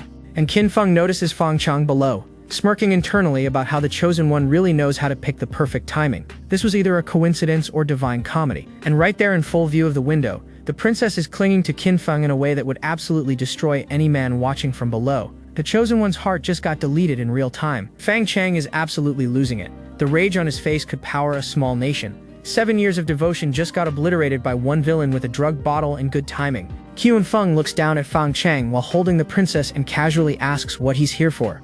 The audacity of this man is genuinely terrifying. He's taunting the chosen one while cuddling his crush. Fang Chang is screaming that it's impossible, absolutely impossible, with literal lightning crackling around him. The chosen one has been pushed past his breaking point for the 2nd time today. And then the princess, still under the potion's effect, asks Qin Feng if he really said he likes her. He confirms it without hesitation, and this man is saying whatever needs to be said to farm maximum villain points. And the scream that comes out of Fang Chang could shatter glass. Every word from that room is a dagger directly into the chosen one's soul, and he can do nothing but watch. Fang Chang is in shambles, crying about how they've only met a couple of times and it can't compare to 7 years of feelings. Meanwhile, the system quietly updates the Prime Minister's ambition mission to 50%, and the system drops 200,000 villain points for attacking the ego of the Chosen One. Chibi Qin Feng is losing his mind with excitement over the numbers. The villain points grind has never been this lucrative, and now the chibi version of our boy has the most sinister grin you've ever seen, saying he won't be polite anymore. When Qin Feng stops being polite, that's when the real damage starts. So Qin Feng goes for the finishing blow. He asks the princess, between him and Fang Chang, who does she dislike the most? And this question alone is a weapon of mass destruction aimed directly at the Chosen One's heart. And the princess, with her beautiful eyes looking right at him, answers with one name, Fang Chang. Fang Chang hears it all, muttering that it was a mistake after all, and the system absolutely erupts, completing the Prime Minister's will mission with a divine treasure chest and awarding 500,000 villain points for making the Chosen One no longer believe in love. Qin Feng just speedran Heartbreak for 500,000 points. Peak villain behavior. Fang Chang is absolutely losing his mind right now, and the demonic energy pouring out of him is unlike anything we've seen before. The Chosen One is screaming with everything he has, his dark energy erupting like a volcano that just got its heart broken. And there it is, Fang Chang, with those glowing red eyes, vowing to cut Qin Feng into pieces. The Chosen One has officially entered his villain arc. But while Fang Chang is having his meltdown outside, the princess is up here asking Qin Feng to kiss her. The Gooners are absolutely feasting right now. And the system pops up congratulating Qin Feng for forcing the Chosen One into a demonic state. Even our boy is surprised, asking if that actually counts as going demonic. And then it happens. The kiss actually lands. Pink hearts everywhere. And Fang Chang's soul just left the building permanently. But here's the twist. In chibi mode, Qin Feng has the audacity to scold her, saying she doesn't even have any villain points and still wants to take advantage of him. The princess is standing there completely confused with question marks over her head, while Qin Feng calls her a freeloading weirdo. The audacity of this villain knows no bounds, and the princess is just standing there looking absolutely devastating, barely able to say the word you. The Gooners have officially reached peak content this episode, and Qin Feng goes on a whole speech about how men are valuable too, and that she's the one who made the deal with the rabbit first, so technically he's the real victim here. The mental gymnastics are Olympic level. The princess has had enough. She's screaming at him to get out of her room, and honestly, given everything that just happened, that's the most sane reaction possible. But as Qin Feng leaves, he's already calculating his next move. The blackening of the Chosen One is 10 times stronger now, and if he doesn't power up fast, the death elimination competition is going to end him. And on his way out, the princess yells that nobody even cares about him. Our boy just got literally kicked out after stealing a kiss. Somehow he's still winning. Meanwhile, the rabbit is absolutely bewildered, asking the princess what happened and why she didn't go through with it. This rabbit really thought its sales pitch was airtight, but being the ethical scam artist it is, the rabbit won't refund the money. Instead, it offers the princess a carrot, claiming it'll help her detoxify. Business is business, apparently. And before the princess can even respond, the rabbit grabs its bag and yeets itself right out the window into the night. Customer service has officially ended for the evening, and the princess is left holding this carrot, genuinely asking herself if carrots can actually detoxify anything. The answer is no, absolutely not. Meanwhile, somewhere far more mystical, at the Moon Goddess Palace Spirit Pond, we meet another character who's been watching all of this unfold. And she immediately starts comparing herself to the princess, pointing out her own assets. The confidence on this goddess is absolutely unmatched, and frankly, she's not wrong. She's sitting there under the moonlight showcasing exactly why she thinks she should be the one getting attention. The proportions on this goddess are arguing with physics and winning. And then she completely loses it, ranting about why Qin Feng kissed the princess and not her, and why he snuck out in the middle of the night to find another woman. The jealousy is nuclear. She huffs about why he would even bother showing up now, full Sunder energy activated. She's mad, but she clearly wants to see him. Because right on cue, Qin Feng shows up with the rabbit on his shoulder, and the goddess declares she will never forgive him this time. Spoiler alert, she absolutely will. She turns to him and asks what he's doing here, trying to act unbothered. But her body language says she's been waiting for this moment all night. And Qin Feng just looks at her with that signature smirk, thinking to himself that this girl has really grown up. Not bad at all. Our boy is already scheming. The goddess proudly declares that a goddess is on a completely different level from a mere princess, and the chibi Qin Feng next to her is eating this rivalry up. And then Qin Feng casually tells her to cover up because it's windy and she might catch a cold. The smooth criminal riz on this man is genuinely terrifying. But the goddess immediately freezes up, her entire face going dark. Qin Feng asks if something's wrong, completely clueless about why touching her clothes might be an issue. She screams at him to mind his own business. But then Qin Feng flips it around and asks where she was going so late at night. The interrogation energy is mutual here. Without missing a beat, he says he went to get her some late-night snacks and hands them over. This man went from kissing the princess to bringing midnight food to the goddess in the same hour. And just like that, the goddess's eyes light up like a child on Christmas morning. She asks if it's really true, all her anger evaporating instantly. But then she takes a bite and immediately complains that there's no salt in the Chinese hamburger, because even divine beings have food standards apparently. And without hesitation, Qin Feng asks the system to exchange a bouquet of purple roses, 1,000 villain points for flowers. He presents the roses and delivers the smoothest line of the century. His love for her is so strong it doesn't need any extra flavor. Even the translator had to call him a Riz master. The goddess is mid-bite, completely frozen, staring at him with eyes that have clearly short-circuited. Her brain chemistry just got rearranged by a man with saltless food and purple roses, and she's completely gone. Spiral eyes, face red, brain offline. The goddess has been successfully down-batted by a saltless hamburger and some Riz. Peak villain behavior. She grabs the roses, screams that she hates it, and runs away. Classic Sundar. She's clutching those flowers like they're the most precious thing she's ever received. And the rabbit, watching the goddess sprint away in the distance, confidently tells Qin Feng that this deal can absolutely be closed. Later that night, Qin Feng checks his villain points and sees over 1 million in the bank. Time to cash in. He exchanges 1 million points for the Grand State of Perfection Harmony card, and the moment he uses it, golden dragon energy erupts from his body. The Great Vajra Dragon technique has officially reached grand perfection. Our boy just hit endgame stats in the middle of the night. The rabbit wakes up to a literal golden dragon manifesting in the room and immediately recognizes it. That poor bunny just wanted to sleep. The dragon is absolutely massive, filling the entire room with golden fire, and the rabbit decides that going back to sleep is the only rational response to this situation. But Qin Feng isn't done. He's still got a divine-level treasure chest from breaking Fang Chang's heart, and he's ready to crack it open. He gives the command to open the divine-level treasure chest with the confidence of a man who knows the loot is going to be absolutely broken. And out comes a Sword Intent upgrade card. The golden chest bursts open with light, revealing a glowing card with a sword symbol. The gacha gods are feeling generous tonight. Qin Feng examines the card, confirming it will boost his Sword Intent to the 2nd level. He asks the system if the damage increase is significant, and the system confirms it absolutely is. The system gives him the green light, and Qin Feng crushes the card without a second thought. When the system says use it, our boy uses it immediately. Massive sword energy explodes outward as the upgrade takes effect, and Qin Feng's Sword Intent officially advances to the 2nd level. The stat sheet just got even more ridiculous. But even after all that, our boy is sitting there casually asking if 2nd level Sword Intent is actually strong. He just upgraded to an insane tier, and he's not even sure about it. And that's when he notices something. A tiny bug crawling on his neck. Now in this world, random insects showing up is never just random insects. So he obliterates it with a burst of energy, and the bug explodes in a flash of blue light. Somebody was trying to spy on our boy, and it did not end well for the bug. He looks at the aftermath and casually remarks that his new power seems okay. Just okay. This man could probably level a mountain and call it decent. But he's not done shopping. There's still a lottery ticket from the earlier reward, and he decides to use everything all at once. And the lottery hits the absolute jackpot. A divine-level physique called the Heavenly Tyrant Body. The description says the more battles he fights, the stronger he becomes, and at max level, it can slaughter saints and immortals. That's not a physique, that's a cheat code. And Chibi Qin Feng is absolutely losing his mind. Star Eyes fully activated, screaming that it's actually a special physique. The excitement is contagious because this pull was insane.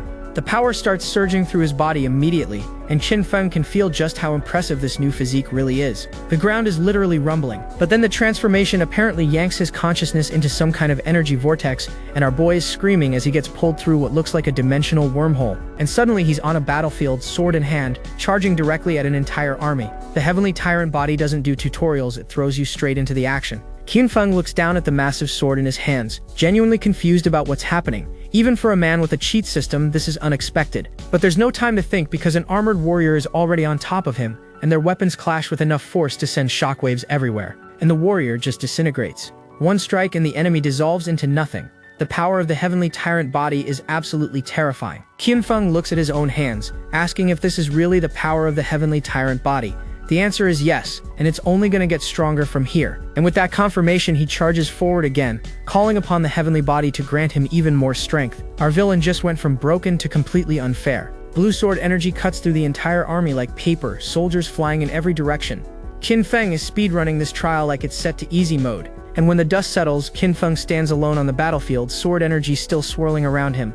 Between the grand perfection, second level sword intent, and now the heavenly tyrant body, the death elimination competition doesn't stand a chance. Back at the Moon Goddess Palace, and the morning of the death elimination match has finally arrived. The rabbit is having the time of its life laughing at something, and you already know whatever happened is going to be ridiculous. Because Qin Feng has been sitting here since last night, and the rabbit left claw prints all over his face. The death elimination match portal is about to open, and our boy looks like he lost a fight with a cat. The rabbit is clinging to him, trying to get his attention, because apparently sleeping through the start of a life and death competition is not ideal. And then the rabbit drops some critical intel. Apparently all the sisters from the Moon Goddess Palace have worn black stockings for the death elimination matches. This is the real important information, and that gets his attention immediately. He's wondering if black stockings are really that effective. And honestly, the fact that this is what wakes him up tells you everything about our protagonist's priorities. But then reality hits when he touches his face and it hurts. He asks where the mirror is, completely unaware of the claw print situation happening on his cheek right now. The rabbit quickly covers for itself, telling him it must be from overexertion during cultivation, and that he just needs some rest. Classic deflection from the actual culprit. The rabbit reminds him the death elimination match is about to start, and asks if he should prepare. Qin Feng casually agrees, because why would he be stressed about a life or death competition? And the rabbit lets out a massive sigh of relief that he didn't discover the claw prints. That was a close call for the little furball. Meanwhile, the live broadcast for the death elimination match is in full swing. There's a whole arena set up with snacks and everything, because apparently watching people fight to the death is a spectator sport here. And they've got a full commentary desk going with an old martial arts master and a gorgeous purple-haired host. This is giving sports broadcast energy, but the sport is murder. The audience is already roasting our boy. Someone points out Qin Feng is ranked over 30,000, and even though he's supposed to be a genius, so the host brings in a renowned martial arts master named Ma Daguo to analyze exactly why Qin Feng is ranked so low.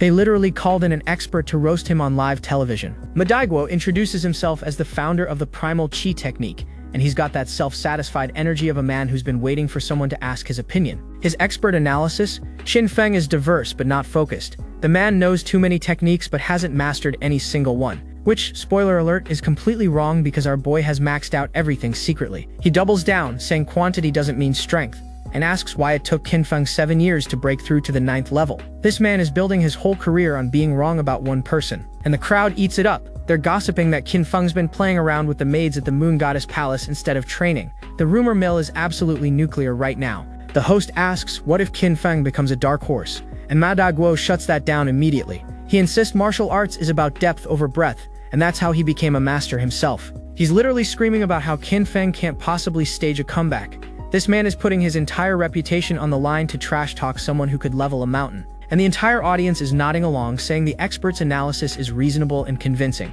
Everyone in this arena is about to look so stupid and they have no idea. Ma Daguo sits there with the smudgiest grin imaginable. This is the face of a man who thinks he just delivered a masterclass in analysis. The copium levels are going to be incredible later. Back with Qin Feng, he sneezes because someone's clearly talking about him. The rabbit begs him not to bring it into the competition, and a golden teleportation circle appears beneath their feet.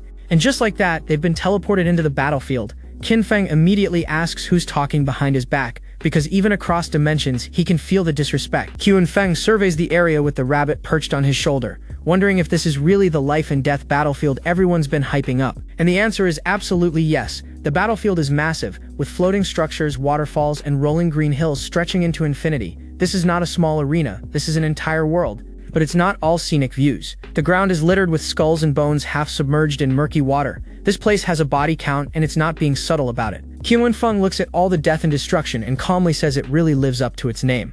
Our boy is impressed by the ambiance of a graveyard. Peak villain energy. But then he spots movement in the distance. Someone's already here, and in a death match that means things could get violent very quickly. Instead of fighting though, our boy has a plan. With tens of thousands of participants and monsters everywhere, charging in early would be stupid. Better to lay low and preserve strength while everyone else wears each other down. And once everyone's exhausted and weakened, that's when they swoop in and reap all the benefits. Our villain is playing this like a strategy game, and honestly it's kind of brilliant. Meanwhile, back at the broadcast, the commentators are laughing because Qin Feng has dropped from rank 30,000 all the way to 50,000. 0 points. They think he's crumbling under pressure, but our boy hasn't even started yet. The crowd starts speculating about who might have beaten him, bringing up Yi Jian from Sword Villa. This kid is 18, already in the Dao realm with 3rd level sword intent and a heavenly sword body. Sounds scary until you remember what Qin Feng has. They're already writing Qin Feng off, saying they expected him to make a bigger splash, but he's turning out to be a disappointment. These people are building up the most spectacular face slap moment in history and they don't even know it. And over at the Yin Moon Dynasty's throne hall, even the emperor is watching Qin Feng's 0-point ranking. The whole kingdom has eyes on this competition, and look who's enjoying this. Princess Nanfeng is absolutely delighted that Qin Feng is having a bad day. The pettiness is radiating off her like a force field. But the moon goddess and her companion are watching too, and they're not happy. She's wondering what this troublesome little brother is doing instead of actually competing. And what is he doing? He's fishing. Our boy is literally relaxing under a tree with a fishing rod while the entire world watches his ranking plummet. The rabbit is begging him to do something, but Qin Feng is vibing. He stretches casually and says it's all about timing. While everyone's killing each other out there, our villain is doing time management from under a tree. The rabbit finally hands him his sword, and Qin Feng drops some philosophy about how a true gentleman is not a vessel. The rabbit has no idea what that means, and honestly, neither do we. He explains it means a true gentleman wouldn't stoop to killing enemies with weapons. The rabbit is staring at him like he's lost his mind, and that's a fair reaction, honestly. The rabbit can feel that something is deeply off about this whole situation, but it can't quite figure out what. And honestly, given Qin Feng's track record, the rabbit should be very worried. Because here's the actual plan. After a full day of battles, everyone will be exhausted and thirsty. So Qin Feng is going to poison the water supply. This man just went from gentleman philosopher to biological warfare in 30 seconds. And he's not being subtle about it either. He's got a face mask on and is carrying an absolutely massive bag of medicine. The rabbit is questioning if they really need this much, which, fair question. And then our boy starts cutting open a massive toad he found by the water. Whatever he's extracting from this thing is definitely not FDA approved, and the vibes are getting increasingly unhinged. He argues that without using strong medicine, you can't get valuable results. The rabbit is standing there in the background rethinking every life choice that led it to this moment. But it's not just the competitors who found the water. 2 massive rhino monsters are drinking from the stream, and Qin Feng is watching from a tree branch like some kind of chaotic puppet master. And the medicine kicks in hard. The monsters go absolutely berserk, charging off into the wilderness with red eyes and foaming mouths. The rabbit cheerfully announces that the medicine is working. This is chaos by design. And the drugged-up monsters run straight into a group of fighters. They barely have time to shout a warning before the beasts are right on top of them. The fighters try to take it down, but this monster is juiced up on whatever Qin Feng put in that water. It's swinging with way more aggression than normal, and these guys are not prepared. The beast plows straight through their formation, sending warriors flying in every direction. Whatever Qin Feng fed these things,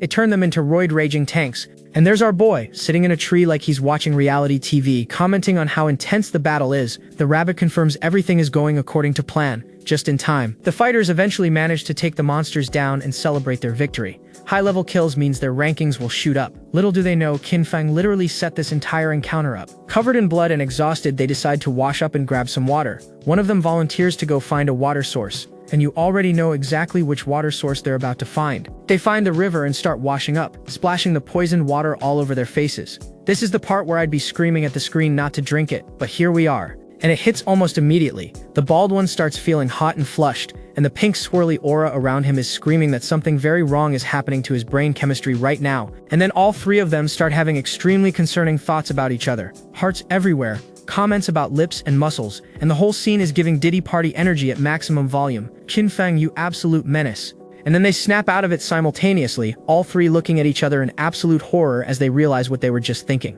The brain cells are coming back online and the damage report is devastating. They all start screaming that it must be an illusion, desperately trying to convince themselves that what just happened wasn't real. Spoiler alert, gentlemen, it was very real, and it was Qin Feng's fault. But these guys aren't the only ones at the water. 2 women walk by the river, casually complimenting each other on their battle skills. They have no idea about the pharmaceutical disaster in the water supply. And that's when the drugged-up fighters spot the women. Their eyes light up and they literally just shout the word woman, because the medicine has completely fried whatever remained of their self-control. The women immediately get on guard, drawing their weapons and demanding to know what these creeps want. This situation just went from comedy to genuinely dangerous real fast. And these guys aren't even trying to hide it. One says they just want to be friends, while the other demands she make him happy first. The vibes are absolutely criminal and somebody needs to intervene immediately. It gets worse. One of them has literally stripped down and is chasing the women while they scream for him to stay back. This is a federal-level incident happening in the middle of a death match. This absolute degenerate says the more they resist, the more excited he gets. The medicine has turned these fighters into the worst possible version of themselves, and Qin Feng created this entire nightmare on purpose. And right on cue, our villain swoops in like a hero, yelling at the rascal to let the girl go. He literally created this problem and is now solving it for the villain points. The audacity is genuinely unmatched, and the two women look up and recognize their savior. It's Qin Feng, the man who poisoned the water, drugged the fighters, and engineered this entire crisis just so he could play the hero. Peak villain speedrun, and the girls are already falling for it. The drugged-up fighter is screaming at Qin Feng to leave him alone, but it's way too late for that. And Qin Feng doesn't even hesitate. He hits this man with a blast that lights up the entire area, and the system pops off immediately. Congratulations on defeating Yangji, plus 1000 villain points. Our boy is farming these drugged fighters he created for points. The efficiency is terrifying, and the poor guy is on the ground absolutely losing it, while Qin Feng just watches him grovel like this is perfectly normal entertainment. But more of the drugged fighters show up, and the bald one is demanding to know what's going on. These guys still have no idea Qin Feng is the one who put them in this state. And Qin Feng just starts swinging. The bald guy barely has time to react before he's getting absolutely carved up. And the villain points are rolling in like a slot machine hitting jackpot. 2 more Yangji defeated notifications, 2,000 more points. This man turned a deathmatch into a point farming simulator. Bodies everywhere. The rabbit is literally flying through the air, looting people, and another 1,000 villain points just casually drops. And the rabbit is absolutely loaded down with loot, sparkling with excitement, yelling that they've made a fortune. This rabbit went from moral support to war profiteer in record time. And then Qin Feng turns to the women and drops some righteous speech about showing mercy and hoping they take care of themselves. The two girls are absolutely swooning. This man created the crisis, solved the crisis, and is now getting hero worship for it. And now even the drugged fighter is thanking him. This man is literally saying if it weren't for the young hero showing up, he might have done something terrible. Sir, the young hero is the reason you lost control in the first place. And Qin Feng just tells him to get lost with the most disgusted expression possible. The guy even asks if they'll meet again, like he just made a lifelong friend. The audacity of this entire exchange is genuinely unmatched. And the beaten fighters all stumble away, some literally holding each other up just to walk. Qin Feng has single-handedly dismantled an entire group of competitors without anyone suspecting a thing. Meanwhile, at the Hall of the Yin Moon Dynasty, the spectators are watching all of this unfold. One of them calls Qin Feng quite clever, while another facepalms and desperately insists they do not teach him this stuff. The moon goddess is genuinely mortified. She's thinking she never expected Qin Feng would choose this method to defeat his enemies. Ma'am, nobody expected this. This wasn't in anyone's playbook.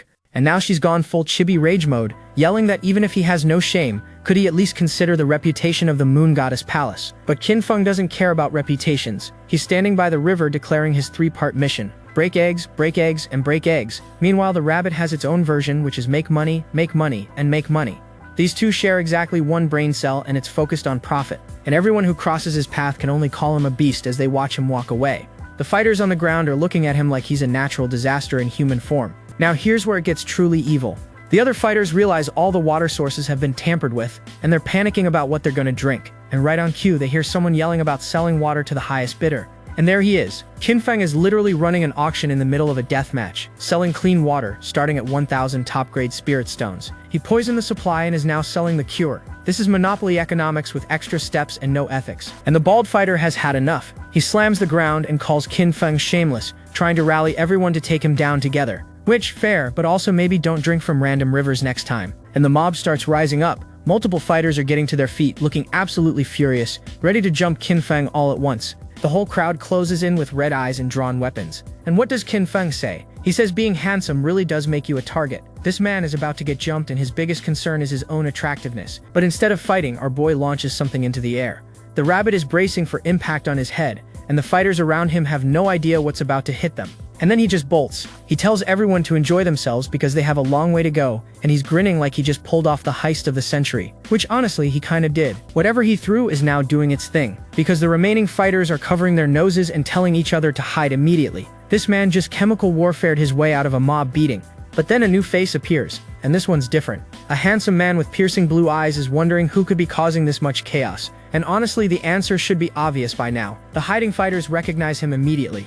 They whisper that he's the envoy sent by the great Jia dynasty, a man named Fang Chang. And the way they say it, you can tell this guy is not someone you want to mess with. And then comes the backstory drop. Apparently Qin Feng defiled Fang Chang's beloved, which drove this guy into absolute madness. They're asking if this makes him Qin Feng's mortal enemy. Which, spoiler alert, yes, absolutely yes it does. And right on cue, the shirtless bald fighter spots Qin Feng in the distance and starts chasing him. Fang Chang sees this too, and now he's wondering if that's really the man who ruined his life running across that field. The bald fighter watches with a smirk, declaring that those who commit many wrongs will bring about their own destruction. He's acting like karma is finally catching up to Qin Feng. And honestly, karma has been trying to reach this man for 24 episodes. Fang Chang takes off after Qin Feng at full speed, yelling at him not to run if he has the guts. And our boy is absolutely sprinting with the rabbit bouncing on his back. Guts? This man runs on calculated cowardice. But even while running for his life, Qin Feng is monologuing about how the Chosen One always has perfect timing, whether it's catching a cheating wife or gaining experience. He's treating his own pursuer like content, and then our boy actually starts taunting him. He tells Fang Chang to come chase him if he has the courage, because he's happy to play along. The absolute disrespect of inviting your mortal enemy into a trap while pretending it's a game. And Fang Chang takes the bait. He powers up with fire energy swirling around him, declaring he's not afraid. But here's the thing about chasing Qin Feng through the battlefield. The water. He drank the water, didn't he? And just like that, Fang Chang's body starts failing him. He's stumbling mid-chase, wondering what's happening to his body, completely unaware that Qin Feng's pharmaceutical nightmare is already in his system. And then it clicks. Fang Chang recognizes the medicine. It's the same drug that Qin Feng used on the princess. If the princess was drugged, then she didn't betray him willingly. And just like that, years of hatred and madness start to dissolve, because the woman he loved was a victim too. Qin Feng accidentally gave his enemy the closure he needed, which is peak irony. And this emotional breakthrough triggers something massive. Buddhist scriptures about form and emptiness start manifesting around Fang Chang, because apparently having your heart healed unlocks enlightenment in this world. Fang Chang enters full meditation mode, channeling the Heart Sutra itself. Golden characters from the Buddha Heart Sutra are swirling around him like a divine download. This man went from rage to enlightenment in about 30 seconds. And someone very powerful is watching. A figure with a crown observes that Fang Chang is comprehending the true essence of both Buddha and demon simultaneously. One thought to become a Buddha, one thought to become a demon. This is not normal enlightenment. And then comes the death sentence. The powerful figure declares that if Fang Chang completes this comprehension, the consequences will be unimaginable. This child must not be allowed to live. Death flags just got planted at maximum speed. The scene cuts to a palace throne room, and a woman realizes something terrible is about to happen. She immediately shouts that things are not good, because she knows exactly what that killing intent means. The princess urgently tells the elder through sound transmission that Fang Chang might be in danger. The elder reassures her that he's already sent someone to secretly protect Fang Chang's safety, but given the level of threat we just saw, a bodyguard might not cut it. And the princess is not playing around. She swears that if anyone so much as touches Fang Chang, she'll bring down her father's wrath and crush the life token to summon her grandfather. This woman is ready to start a whole war over her man. Meanwhile, back on the battlefield, Qin Feng stops running and looks confused. He's asking if that's really it, because Fang Chang just stopped chasing him. Something doesn't feel right to our boy. But then the system comes through with a brand new mission. He's triggered a special quest for disrupting the enlightenment of the Chosen One, and the reward is a Sword Intent upgrade card. Our boy accidentally stumbled into another cheat code, and that grin says everything. There's a reward on the table? Then Fang Chang's little meditation session is about to get severely interrupted. Our villain is already cooking up his next scheme, and honestly, nobody is safe.